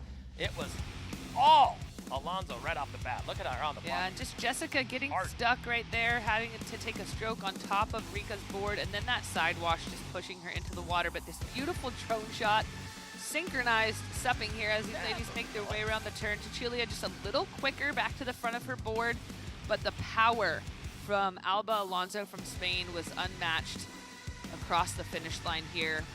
I mean, if you just look at her physique too, the power in her legs out of each of these strokes, she has come to sprint. Yes, she has. Papadella throws her paddle in the air. She's moving on to the final for Team Italy. Got to be stoked for that. Italy's vying for a team medal of some sorts, so definitely in the mix here as we take a live look at the current water side. I mean, it is packed out there. They're packed in like sardines from all across the world. It's an insanity all week. It's sad to see we're coming to a close here at the finals. I know. Has it been a good week for you? It has. It's been great. It's been really neat to watch all of these athletes compete at the highest level in all of these different disciplines. We're gonna have a 10-minute break before we get back to the finals here. I'm gonna give you a recap of our opening ceremonies and how we started the Parade of Nations, each of these athletes representing their countries proudly.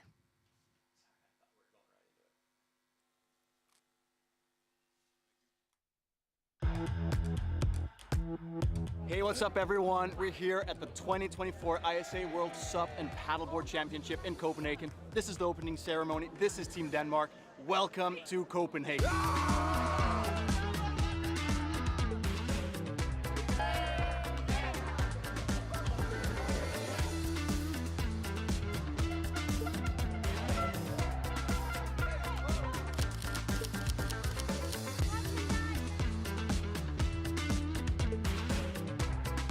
I'd like to thank you everybody for coming to beautiful Denmark and going to spend these amazing days. The ISA SUP and Paddleboard World Surfing Championships. SUP racing and SUP in general is part of the Olympic Games as it deserves to be. Thank you everybody, enjoy the competition, have a good time.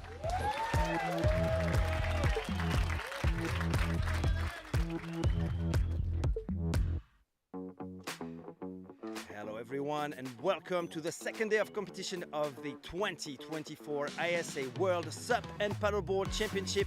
Today we will crown 6 new technical race world champions in the junior, the open and the paddleboard divisions. All converge together on this buoy turn. It's Kentaro Miyahira from Japan, grabs the flag and goes across the finish line. There is your new world champion. So they are with a nice clean start to skim, and you can see Cecilia is... I feel like this is the crown of my career so far. So yeah, this first place really means a lot to me.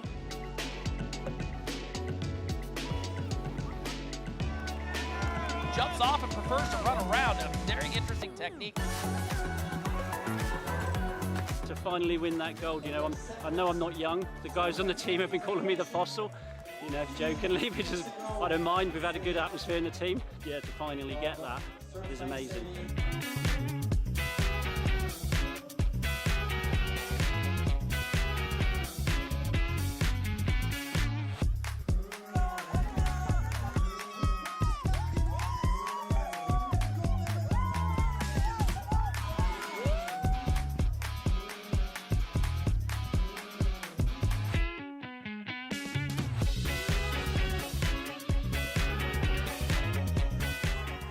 Here he goes, a world champion gold medalist, Rai Taguchi. Here they are, women's technical SUP final off.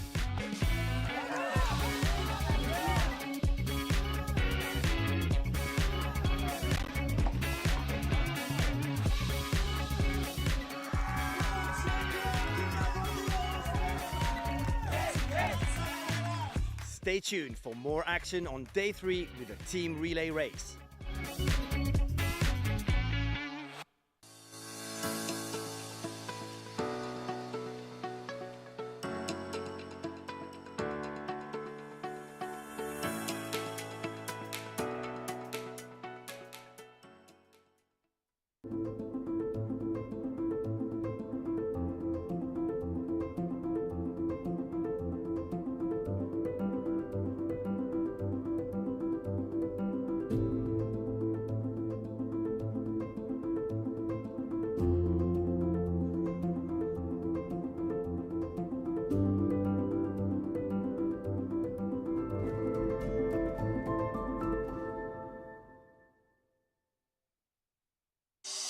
welcome back to Copenhagen, Denmark for day number 4 of the 2024 ISA World SUP and Paddleboard Championship. The third day of competition is all about team relay racing. We will crown today the best relay teams.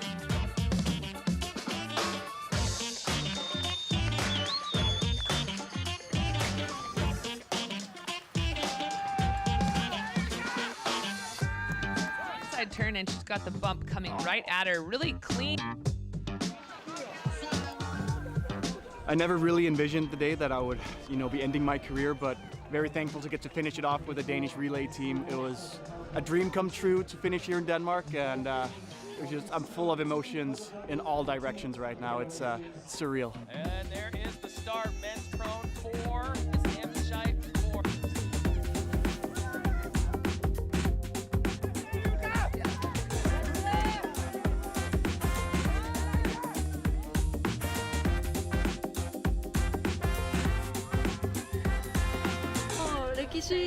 歴代の人たちの思いがつながって、もう本当にここの4人だけじゃなくて、もうずっと最初から出てきてくれてるこの日本チーム、鈴木さんはじめ、本当に日本チームのみんなのため、みんなが取った金メダルだと思います。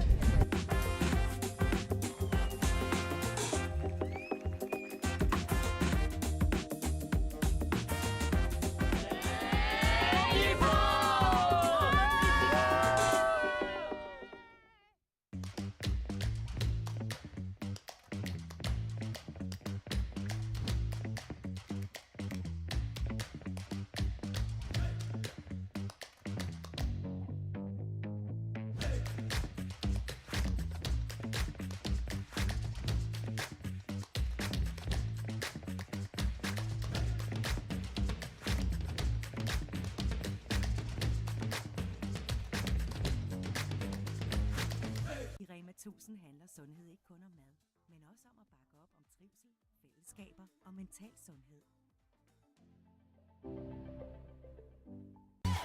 Welcome everybody to day 4 of competition at the 2024 ISA World SUP and Paddleboard Championships. Today, it's all about distance. Both SUP and Prone will be taken to the water. Our women's world championship distance race, you can see on her knees paddling. Kick off the women's SUP long distance race.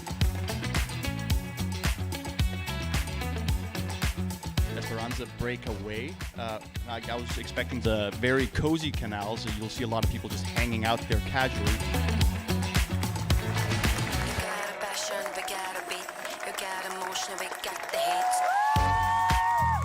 I knew it was going to be a tough race. I thought if I could stay on their pace, I just sort of had in my mind I've just got to stay in line with the girls and put myself in the best position for that sprint finish. You see the prone men distance race.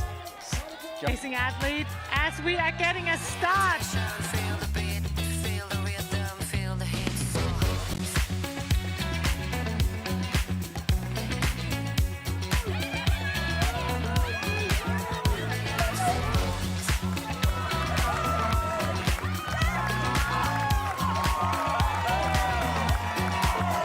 Gold medalist for this year's men's SUP distance race. Today is very, very hard long distance because sometimes danger, but I want to the 3 gold medal, 4 gold medal, just thinking. Big wins here in day 4. Tomorrow it's day 5 where we take to sprinting here in the beautiful, iconic city center of Copenhagen. Don't miss it. Keep it tuned here to ISAsurf.org.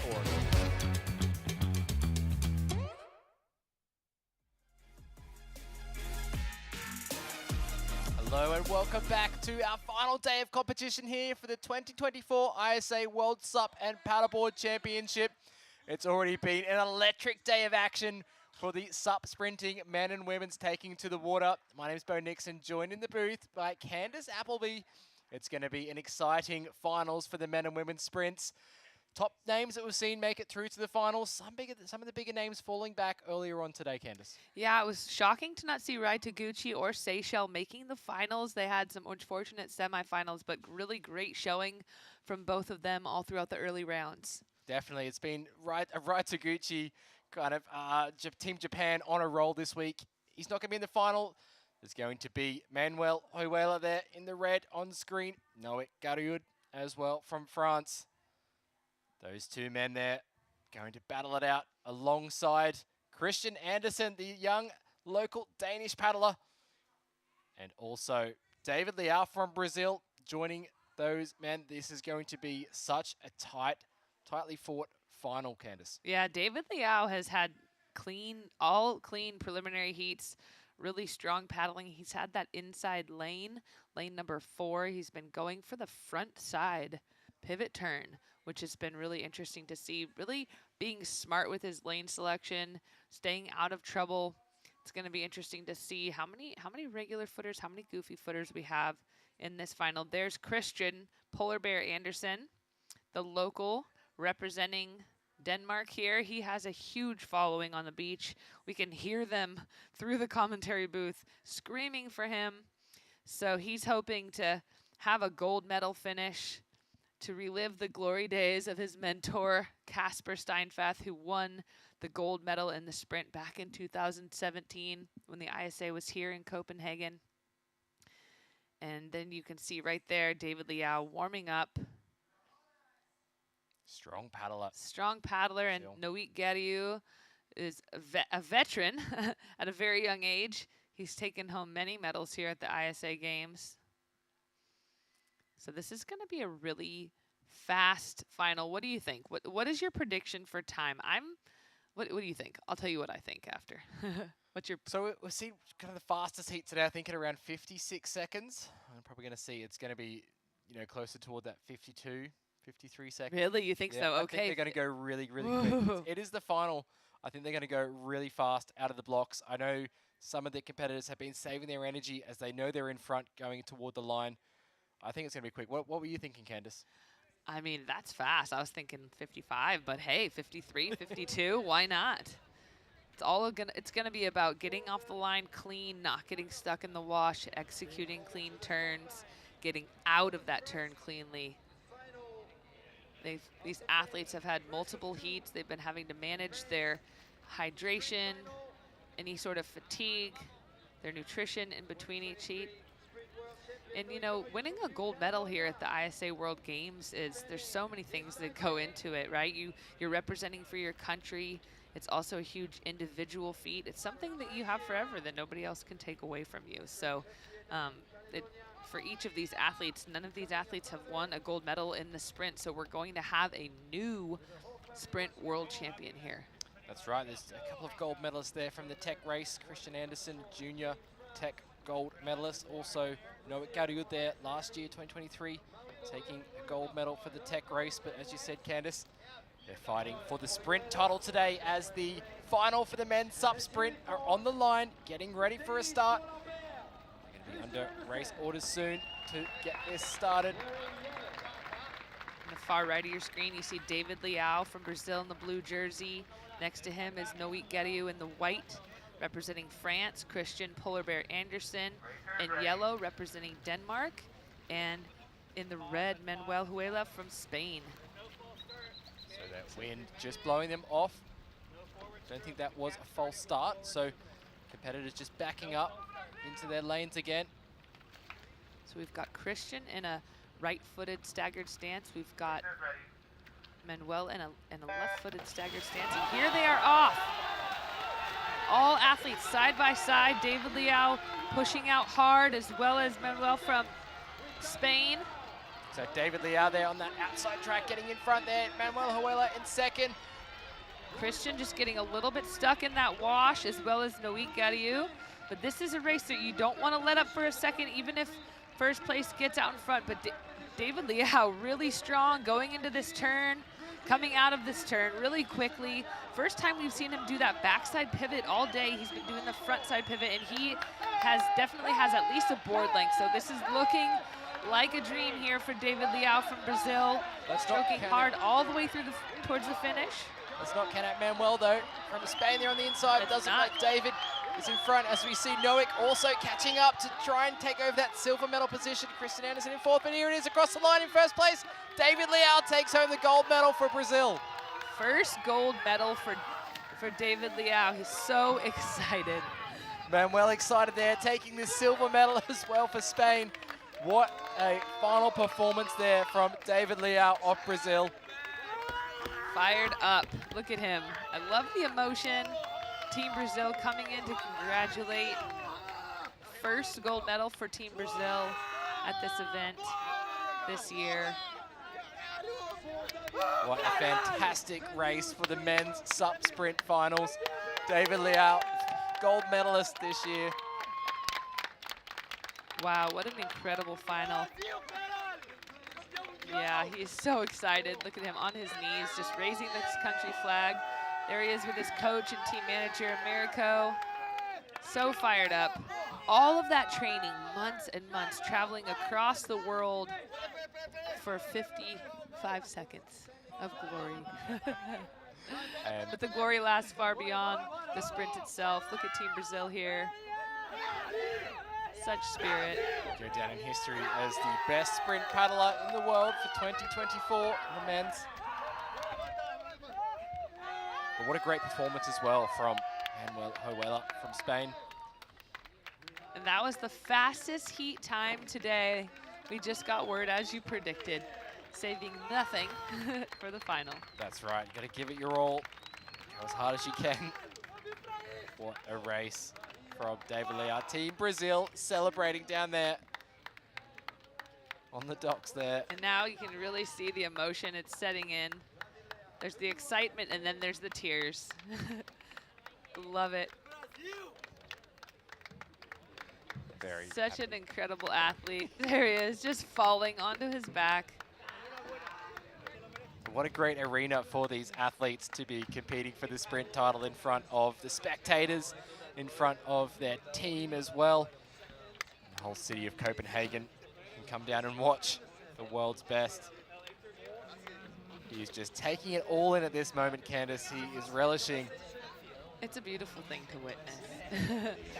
Such an incredible athlete, such a humble athlete. He's just always so happy and positive traveling the world. Every time I get to see him at a race, he's just full of joy, really, truly loves what he does. And he's been putting in so many hard months and years of training, and it's great to see someone like him rise to the top, getting his first gold medal here at the ISA World Games. Congratulations, David. You're a world champion. 57 seconds.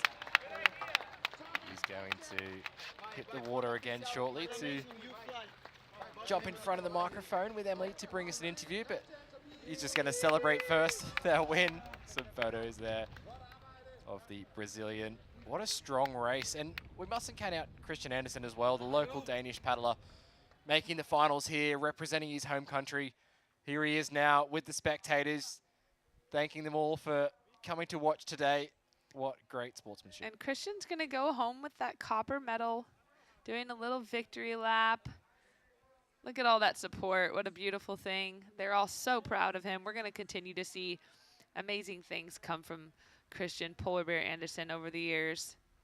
How He's cool going to is be that? continuing to carry the torch that Casper lit years ago for Denmark. What a great sportsman, stoking out all of his fans. Inspiring the next generation as well. It's one of the best paddlers of Denmark on screen. It's been really cool to see him grow up into just a really strong young man. I remember seeing him when he was just a little grom. And we have an interview sideline. We have Emily. She is with our world champion. Yes, thank you, Candice. I am here with David. David, you are the 2024 world champion in stand-up paddle racing. How are you feeling right now? I feel so happy. It's a crazy mix in my heart, you know, a lot of emotion with these people here. It was an amazing show. Denmark especially is a special place for me because it was my first country. I traveled when I was 15 years old. My first world championship, so come back 7 years later and be world champion for me is, oh wow, that's the process, you know. I work a lot and believe it for this day, you know. I'm so happy. Thank you, everybody. Yeah. And being here in Denmark now, how are you going to celebrate this beautiful win? My girlfriend from Sweden is here, so that's special too. I go to Sweden tomorrow to celebration, eat some chocolate, 2 days off, and back to the workout, you know, training for the next goals and assimilation. This moment, you know, is so special. I dedication this victory to everybody. Make part of my journal, you know, as I see my sponsors, my first sponsor, SIC, believe in me like six years ago. So yeah, special. Many people walk with me, and I dedicate to my family, my parents, and everybody chose for me and choose for me. Yeah. It's crazy moment. I wait for this moment, you know. So, yeah, Tacaré, Boipeba Island, Brasil, Bahia, #1 in the world. Obrigado a todos. Muito obrigada, David. Parabéns. Estou pouquinho cansado.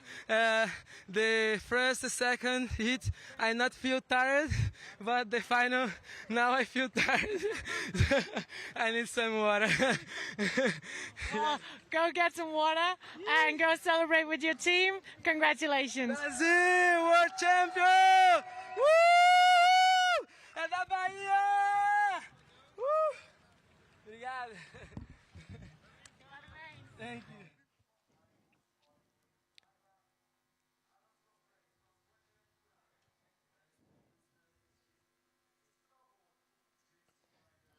And a very happy David Leao from Team Brazil. Ladies and gentlemen, your 2024 ISA gold medalist in the SUP sprint. And Candace, I'll tell you what, a lot of emotion coming out of that guy during that interview. Yeah, rightfully so. He's worked so hard. We're going to take one more look at this recap. You can see David Leao on the far outside left lane there, getting out to a nice fast start. This is going to be his first backside pivot turn that he's going to go into of the day. He did frontside turns for the entirety of the preliminary rounds. And he had clean water the entire time. I mean, getting that whole shot like he did, he never had any kind of ripple or wake except for when he made the turn. He certainly worked for it, and here they are working their way back towards the finish. And Red contesting, working as hard as he could, gonna settle for a second place, but silver medal is not settling. No, that is definitely, but a very happy Brazilian team, as well as the whole team came down and mugged him at the finish. There's David Leao yelling, screaming, Team Brazil. So much emotion, so much excitement. There's so much energy from the crowd in a race venue like this. Such a special place here, Copenhagen, to have these races. And here's our women's final. We are lined up. Here's in red on the right side of your screen. That's Melanie Lafreniere from France. In the blue on the left side of your screen, that's Alba Alonso. That was her lane position in that last heat from Spain. In the yellow rash guard, dead center, that is from Puerto Rico, Mary Carmen Rivera. And then Ciccinella Pompanella from Italy sitting in the white rash guard on the inside as well. These girls seem to be a little bit more spaced out than we saw in previous heats as the winds start to die down here in Copenhagen. This is the women's final, the medal round. Each one of these ladies will be walking away with some type of hardware. Who will be gold? Who will be the other? Clean start, Candace. Really strong up. Nope, looks like a false start. So that does take a little bit of energy out of you. You can see that Marie Carmen heard the call of the false start a little sooner than everybody else. She didn't get into any super hard strokes yet. Not sure who was responsible for it. We're going to have a little replay. Still hard for us to tell here. Looked like it was Alonso on that inside. Yeah, possibly. Tip of that starboard. It's hard to hide that thing. It's pink. That is true. So like the first false starts to the field. Next false start goes to the athlete, and that would be a disqualification. So at this point, you don't want to have that happen. This is going to add a little bit to the nerves and angst of each of the paddlers. Sometimes if there's a false start, being prepared for the restart is a little bit challenging. Yeah, so lining back up, getting back into those lane choices. Again, those are your riders. On the right, Melanie Lafreniere from France. in that center position. She fought her way back from that. That's Chinchilla Pompanella from Italy in white. Mary Carmen Rivera in yellow. And on that inside line, that's Alba Alonso from Spain on that starboard, who hit that false start in that last kickoff here. And ladies and gentlemen, this is the last event of this 2024 ISA World Championships. It's hard to believe. And if you're watching from home on isasurf.org, we want to thank you for staying tuned. And we're going to get them back in position. Now, does a false start kind of change things at all? There is the hit. Go, and here's the start. Looks like Marie Carmen has a 1 foot of her board length out in front, but Alba Alonso pushing really hard. You got Melanie Lafayette on the left side here. Cecilia pushing really hard, challenging Marie Carmen. Marie Carmen looks like she's going to really try to get to that right side buoy first ahead of Alba Alonso. She needs that half of a board length clearance to have right of way, so we'll see how this turn plays out here. You do have Alba Alonso, and they're going to get hung up here on this buoy. This is what a turn by Alonso. Wow, both buoys, athletes going side by side beautiful. Here. Alonso cuts her off on the inside. Candace now opens it up. It's Alonso out in front. And then you have Melanie Lafayette challenging Cecilia from Italy. This is a really exciting final. Mary Carmen falling off into 4th place now. Right now it's Alonso out in front. It's a battle for second. Pompanella on the red. Now Lafayette falling off. Can Mary Carmen overtake her from Puerto Rico? They're coming 3 wide into the finish line. It will be Pompanella for silver. Lafayette for bronze. And Marie Carmen taking the copper. We'll get an official call. That was a very intense battle at the turns there. Alba Alonso. If Team Spain did not have it locked down for the overall team standing with the men's, now they do. Put a nail in it, maybe. That is over with. But Alba Alonso, tremendous performance there with the blue rash guard. And I'll tell you, that's one of the most shakeups we've seen in a SUP sprint today. Yeah, that was, I mean, both turns, women were side by side going around both buoys. Marie Carmen had a little bit of an edge to the buoy first, but she might, I don't know if she had that full half of a board length clearance. It takes a full board length of clearance to have the right of way. And here's your result. Unofficial results are up. Alonso from Spain at 1:07. Good time for her. Pompanella comes in second for Team Italy, taking home the silver medal. Now they're jumping in. They're going to go get her. Go get her, boys. And I mean, Spain taking all of the women's gold medals, with Espe taking 2 golds in tech and distance, and now Alba taking gold in the sprint. It's a full-on paddle party going on in the canals here in Denmark right now. I mean, we're gonna need a lifeguard, I'll tell you. This is awesome. It's cool to see the team camaraderie as they charge Melanie Lafayette. Team France won the team title last year in the 2023 ISA Worlds. Yeah, Team Spain right there just coming through with an incredible, looks like they're sinking that board. How many athletes can you fit on a 14-foot race board? That many. The entirety of Team Spain. That is awesome. It's cool to see it. They were predicted to be a top contender coming into 2024, and they have done it, ladies and gentlemen.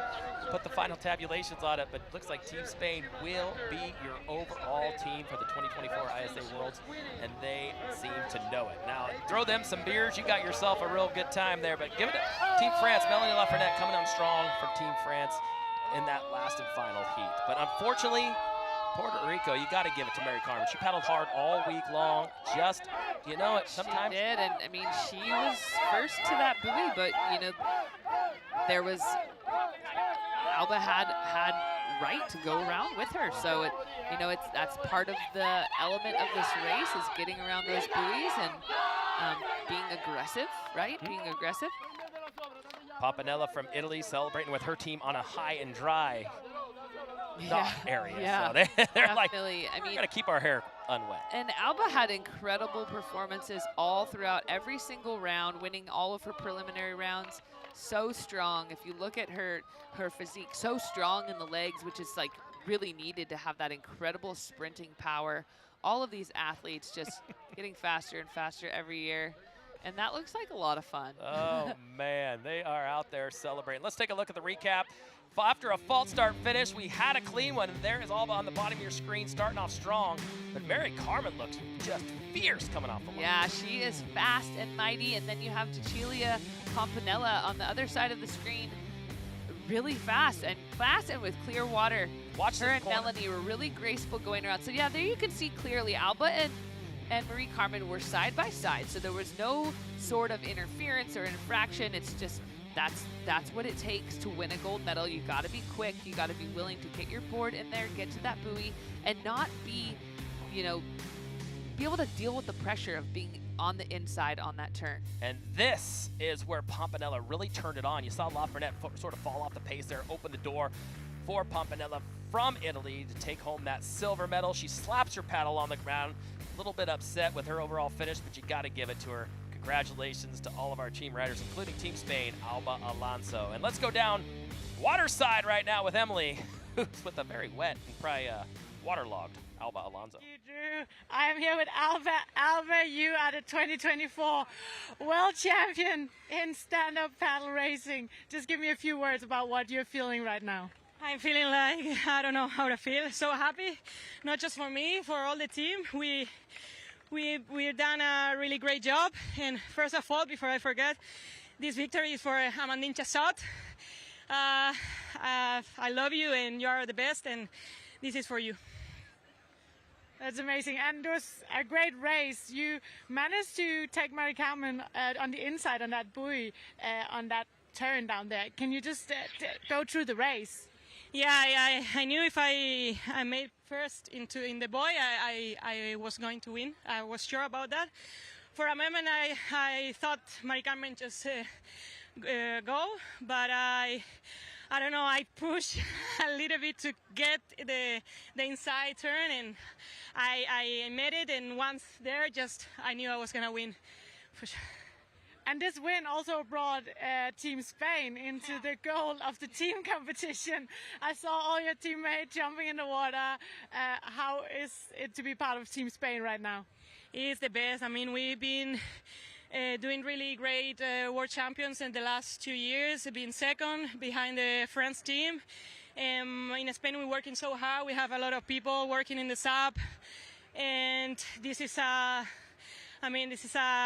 goal for us. There's a lot of work behind, and yeah, we're so happy. And is there a few words you'd like to say in Spanish for people watching at home? Muchas gracias a todos los que me han ayudado.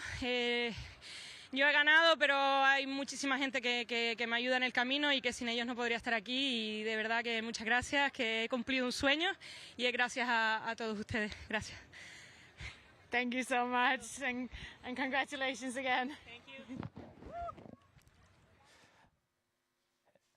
A very, very happy Alba Alonso for Team Spain. Congratulations to them. And Candace, it was everything as we thought it would be.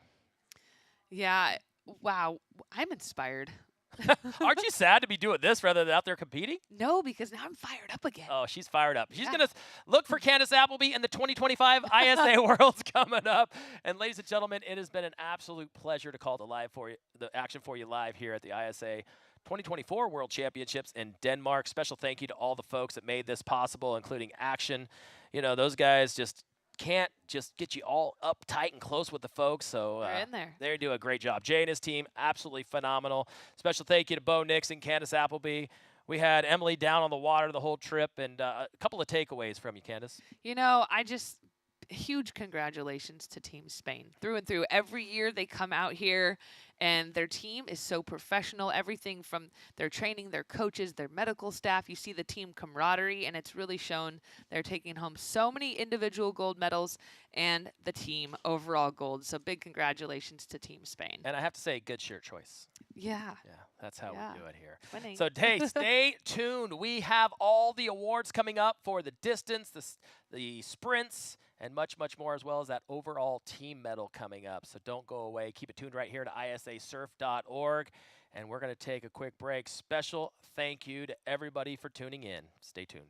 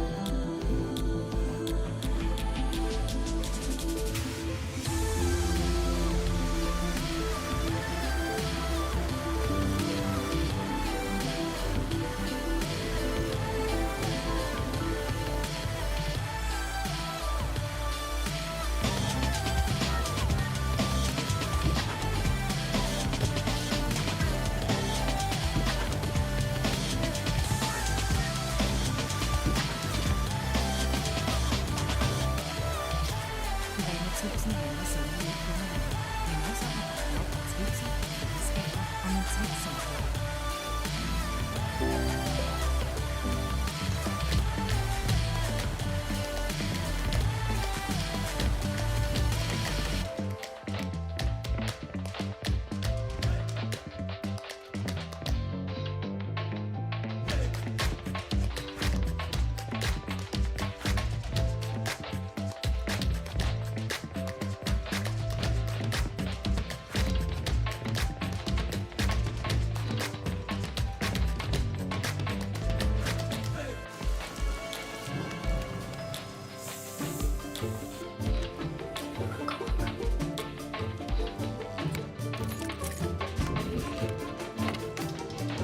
Morning. Can we ride to school with you? My dad's lost his car keys. Our parents overslept. I've got a flat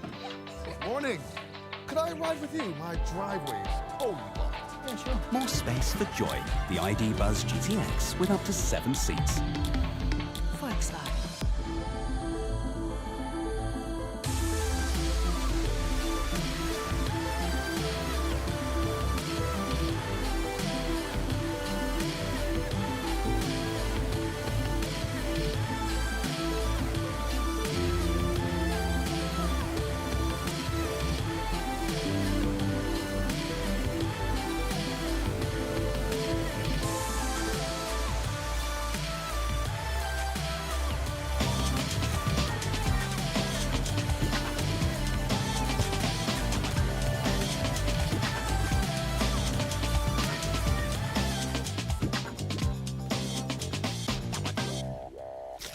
I Rema 1000 handler sundhed ikke kun om mad, men også om at bakke op om trivsel, fællesskaber og mental sundhed.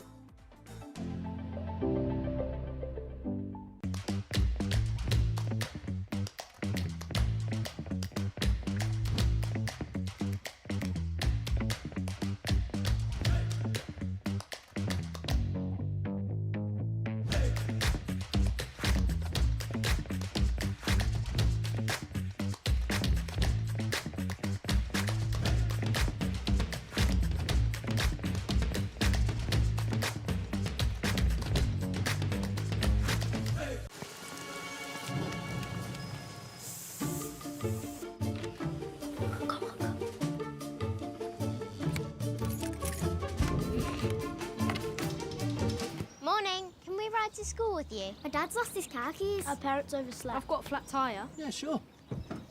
Morning. Could I ride with you? My driveway is totally blocked. Yeah, sure. More space for joy. The ID Buzz GTX with up to 7 seats. Volkswagen.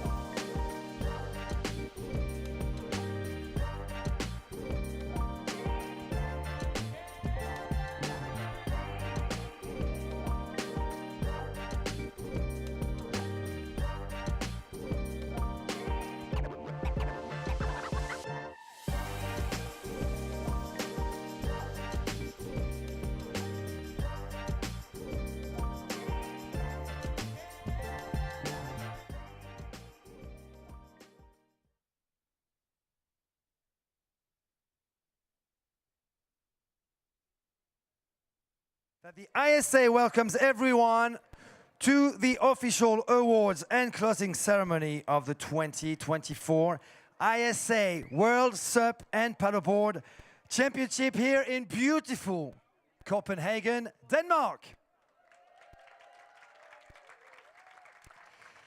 We would like to welcome and introduce the following dignitaries on stage today. The President of the Local Organizing Committee and ISA Executive Committee member, Jacob Ferg.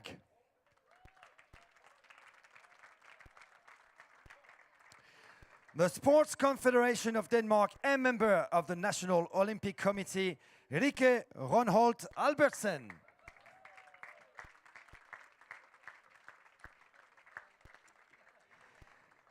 ISA Vice President, Mr. Jean-Luc Arassus.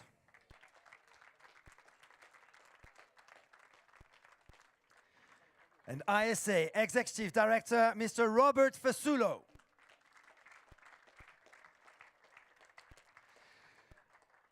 Before we move on to the medal ceremonies, ISA Executive Director, Mr. Robert Fasulo will present a special diploma that permanently commemorates the Sense of the World to Copenhagen, Denmark, as well as an ISA plaque of honor to the President of the Local Organizing Committee and ISA Executive Committee member, Jacob Ferg.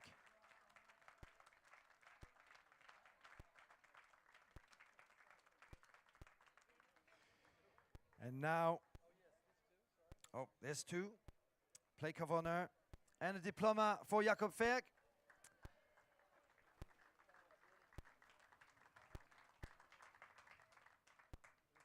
And now the ISA Executive Director, Mr. Robert Fasulo, would present an ISA plaque of honor to the Sports Confederation of Denmark and member of the National Olympic Committee, Rikke Ronholt Albertsen.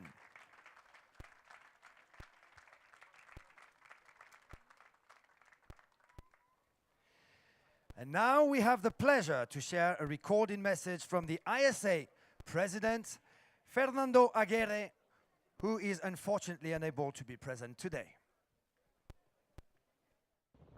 Hello everybody, in Copenhagen, Denmark, at the ISA World SUP and Paddleboard Championships.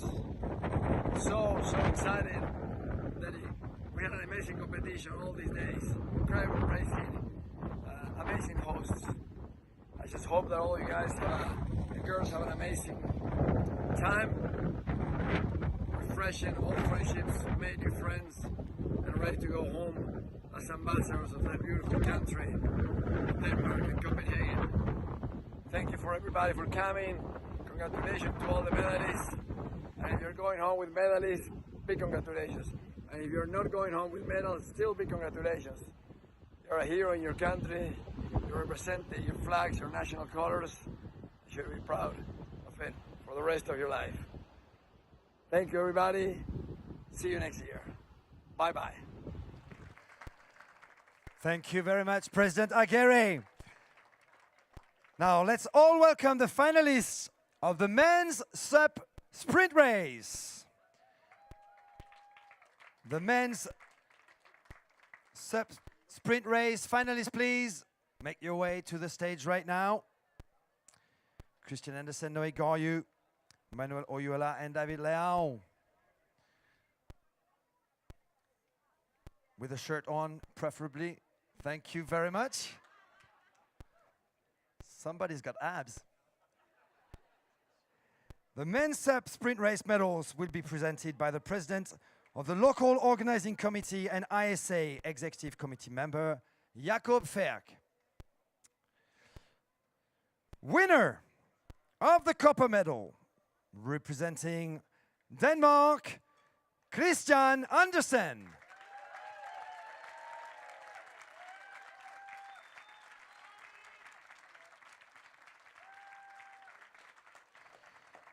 Winner of the bronze medal, representing France, Noé Garyu.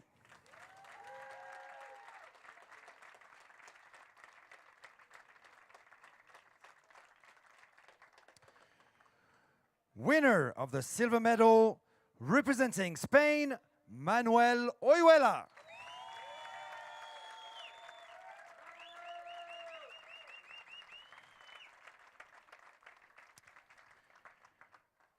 And first place winner of the gold medal, the new sprint world champion representing Brazil, David Leao.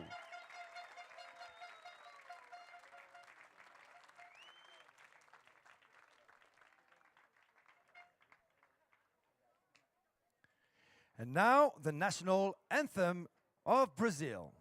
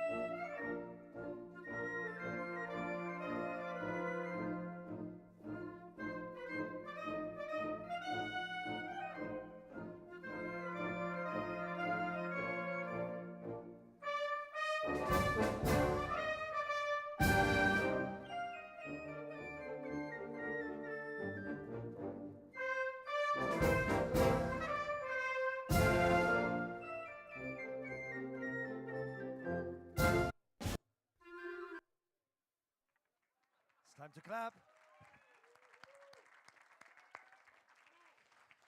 Ladies and gentlemen, the men's sprint finalists. Thank you very much, gentlemen.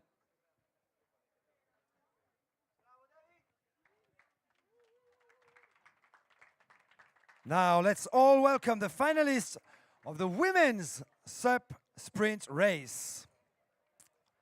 Please make your way. And the women's SUP sprint race medals will be presented by the Sports Confederation of Denmark and member of the National Olympic Committee, Rikke Ronholt Albertsen.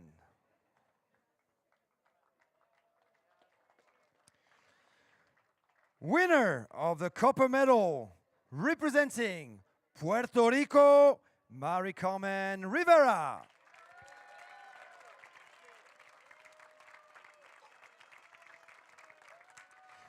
Winner of the bronze medal, representing France, Mélanie Lafenêtre.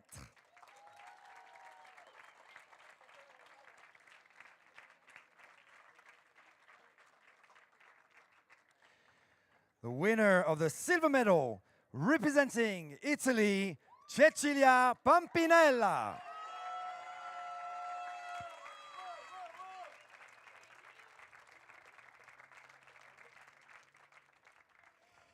And first place, winner of the gold medal and the new sprint world champion, representing Spain, Alba Alonso Frey.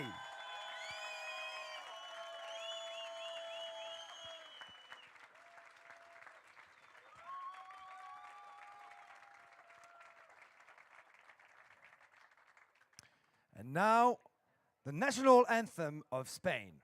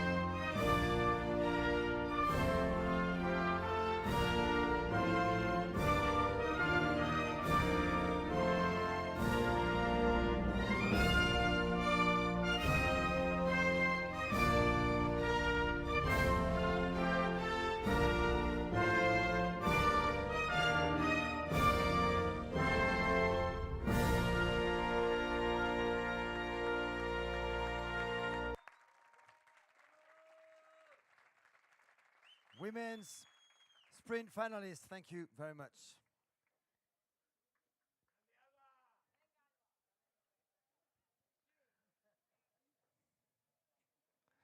Now let's all welcome the finalists of the men's paddleboard long distance race. The men's paddleboard long distance race will be presented by ISA Vice President Mr. Jean-Luc Arassus.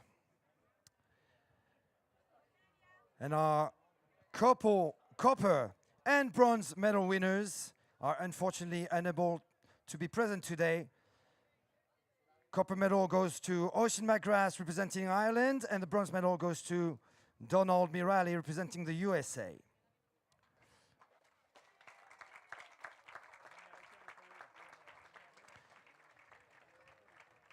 Winner of the silver medal representing Spain, David Brill.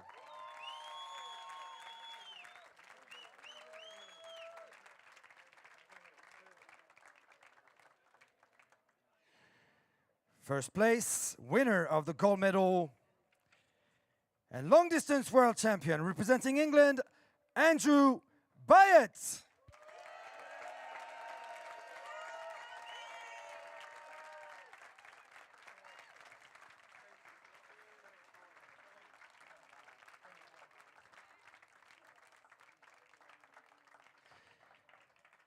And now the national anthem of England.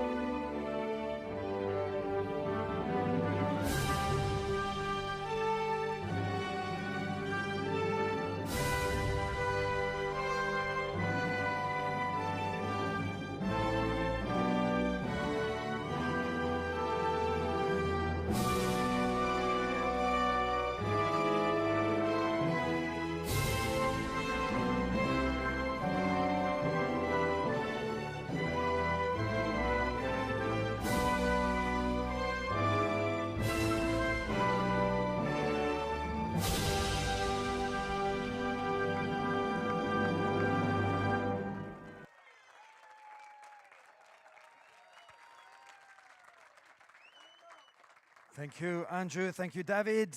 Now let's all welcome the finalists of the women's paddleboard long distance race. The women's paddleboard long distance race medals will be presented by ISA Executive Director, Mr. Robert Fasulo.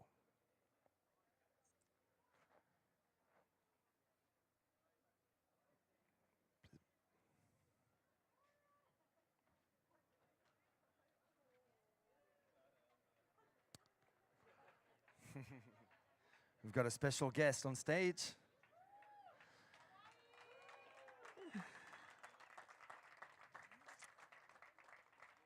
Winner of the copper medal, representing Italy, Cornelia Rigatti.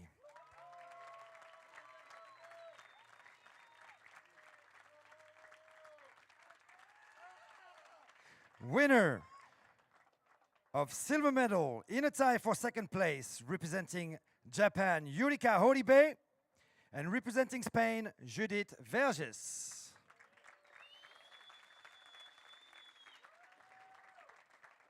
Equal second.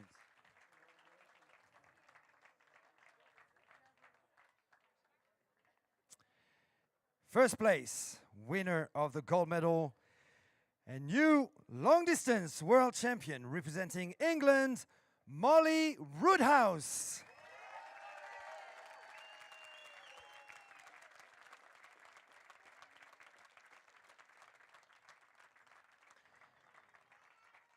And now the national anthem of England.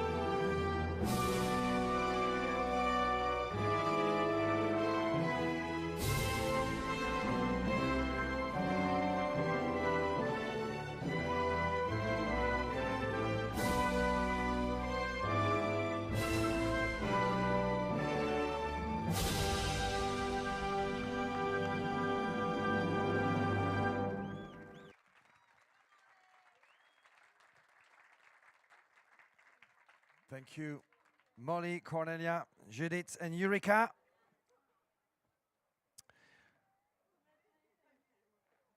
Now let's all welcome the finalists of the men's SUP long distance race.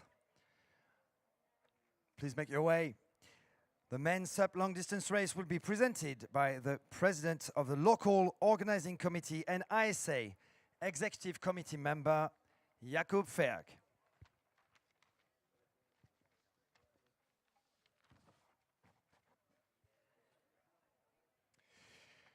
Winner of the copper medal, representing France, Ethan Brie.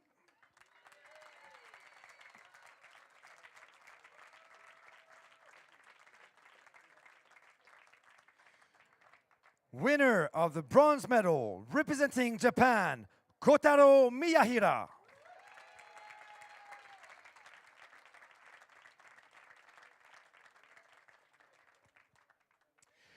Winner of the silver medal, representing France, Clément Colmas.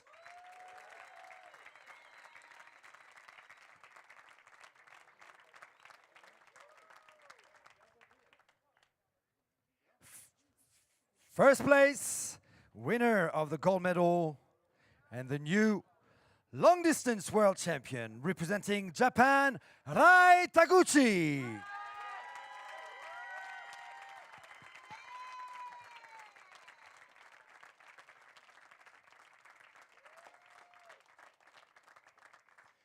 And now the national anthem of Japan.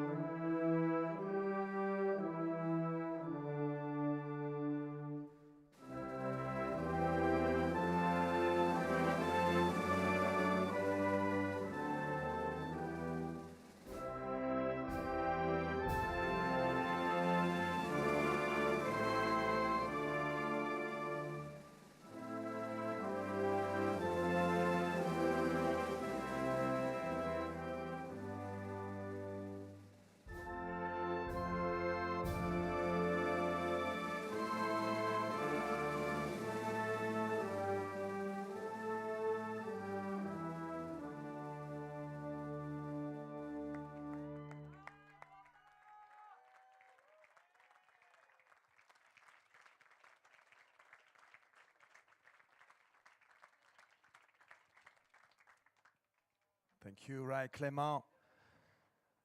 Ethan, please make your way out of the stage. And now let's all welcome the finalists of the women's SUP long distance race. The women's SUP long distance race will be presented by the Sports Confederation of Denmark and member of the National Olympic Committee, Rikke Ronholt Albertsen.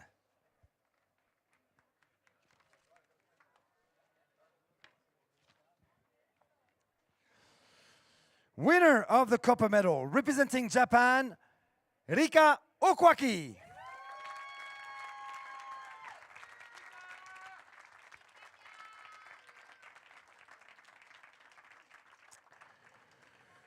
Winner of the bronze medal, representing Spain, Duna Gordillo.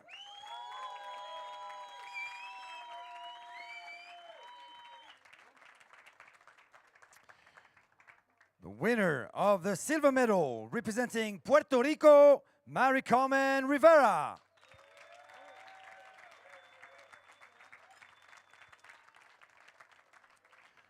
And first place winner of the gold medal, the 2024 long distance world champion, representing Spain, Esperanza Barreras.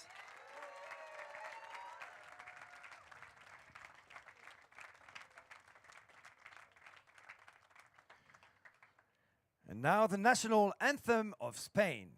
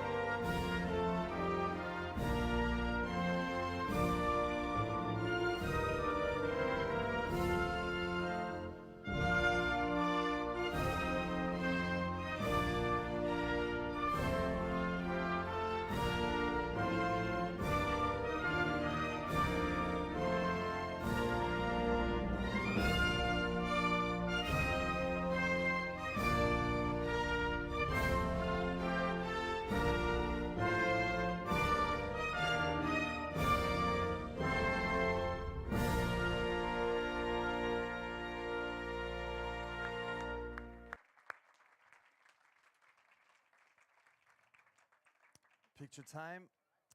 Espe, Marie-Carmen, Duna, and Rika, thank you very much.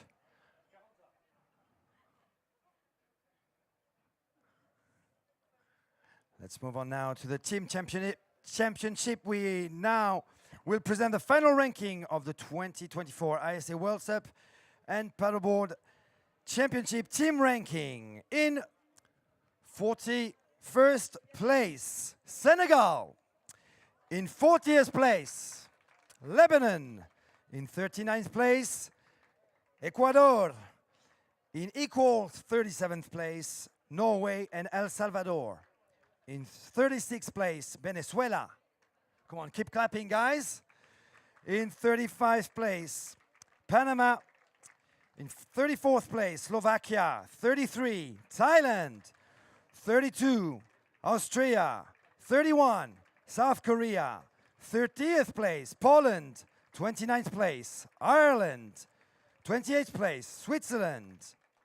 27th place, Wales. 25th place, Latvia.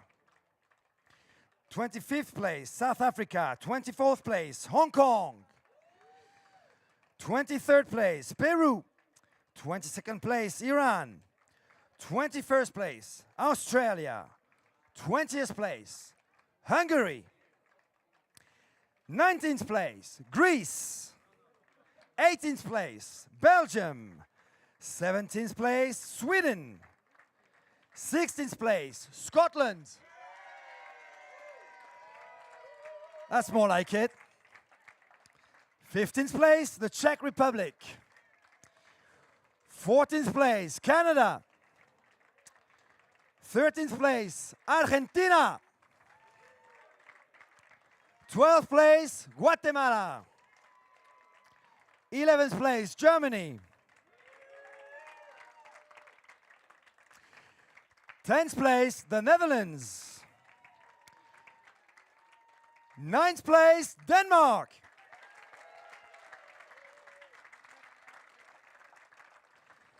8th place, Puerto Rico. 7th place, Brazil. 6th place, USA. 5th place, England.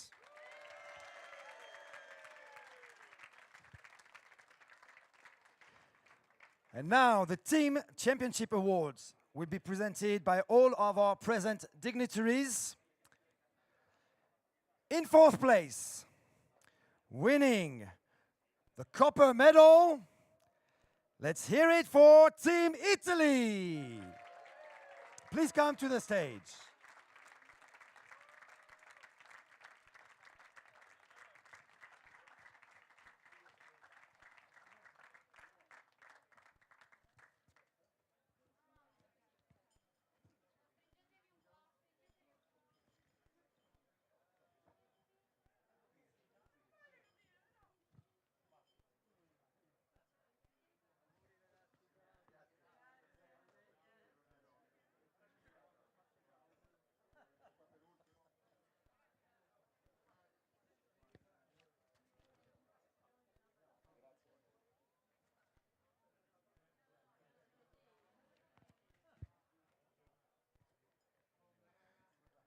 Everybody gets a medal.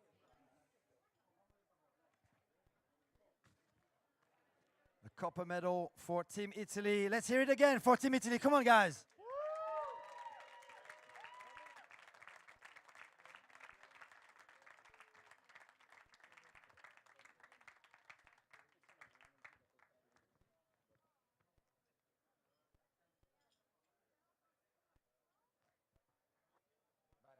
Everybody's got their pictures.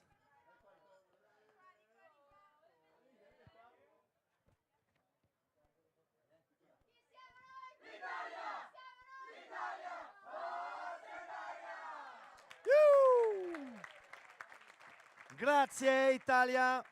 Thank you very much. 4th place, Filippo Mercuriali. Thank you very much.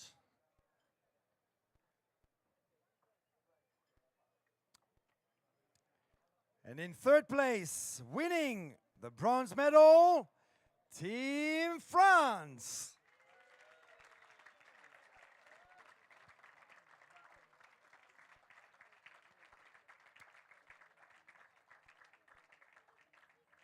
Three-time world champions, Team France, settling for the bronze medal in 2024.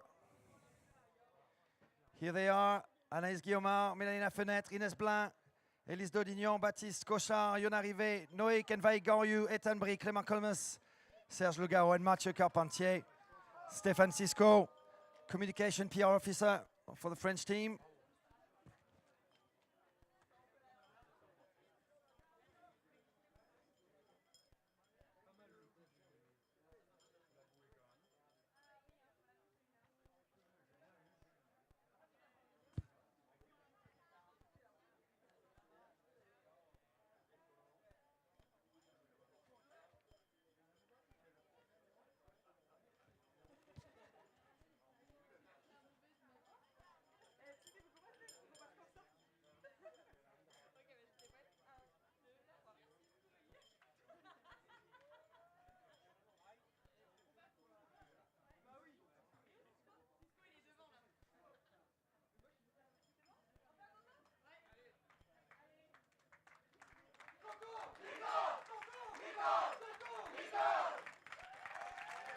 Team France, ladies and gentlemen, bronze medalists.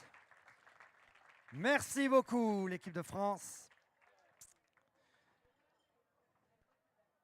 Coming up, in second place, winning the silver medal, Team Japan. Please come to the stage, Team Japan. Kotaro Miyahira, Rai Taguchi, Rai's father, Mr. Suzuki, team captain, Rika Okuaki, Yurika Horibe, to finish off Team Japan, silver medalist.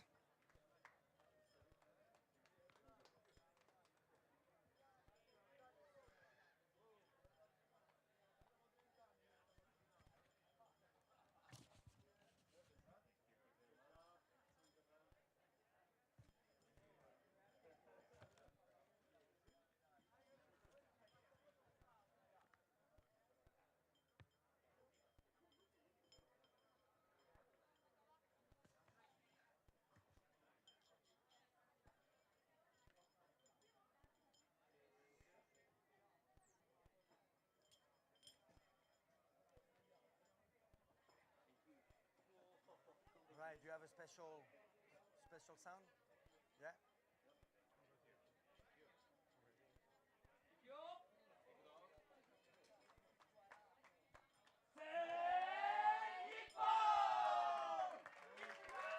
Team Japan, the silver medalist. Congratulations. Going up the rankings this year, second place.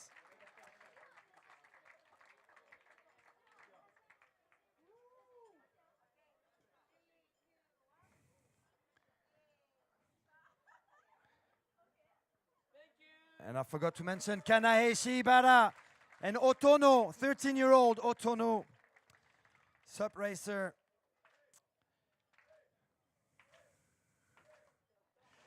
Well, they're already making some noise.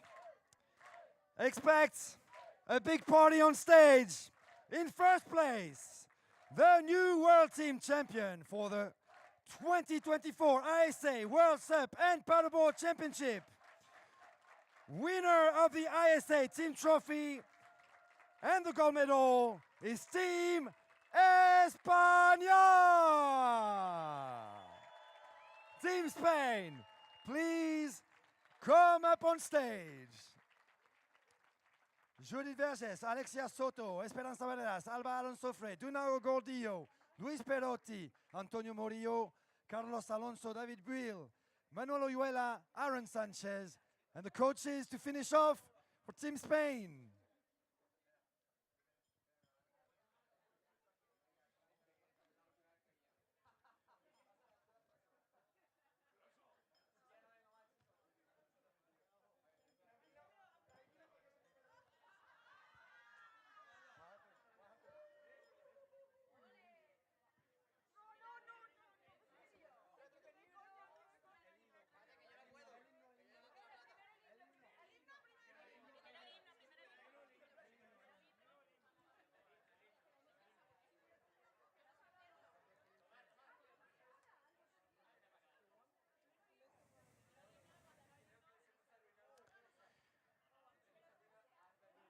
A couple of years ago, I found a nickname for this team. I called them La Tormenta Española. Here they are. They are the world champions. Let's hear now the national anthem of Spain.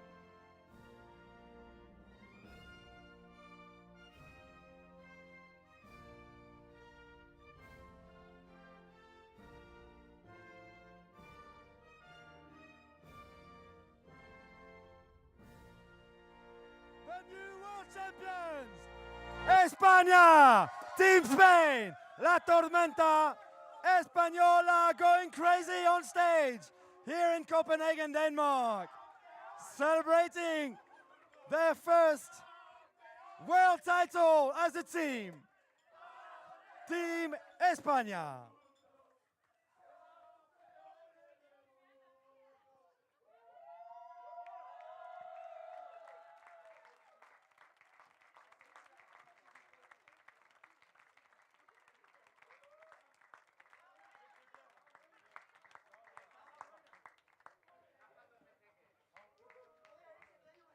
Oh, come on, let's hear it again for Team España. Come on. Team Spain, the new world champions. 2024 world champs. Muchísimas gracias, compañeros. Thank you. Enhorabuena.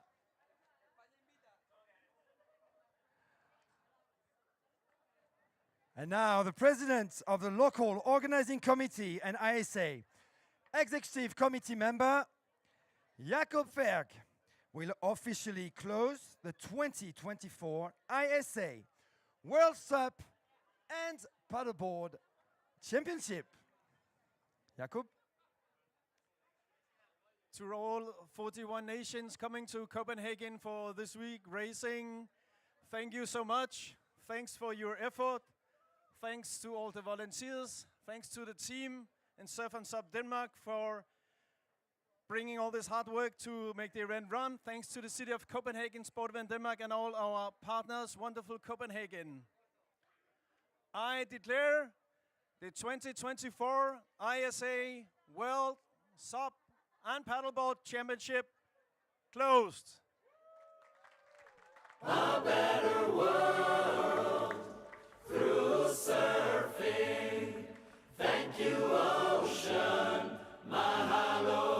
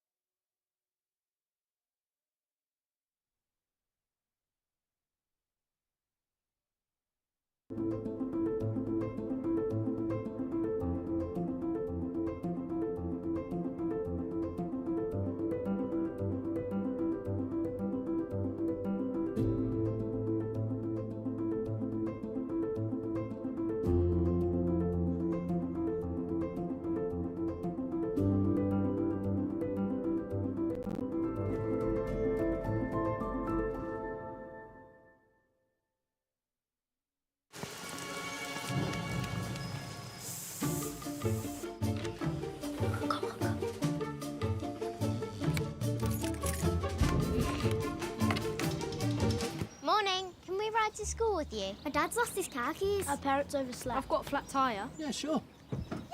Morning. Could I ride with you? My driveway is totally blocked. Yeah, sure. More space for joy. The ID Buzz GTX with up to 7 seats. Volkswagen.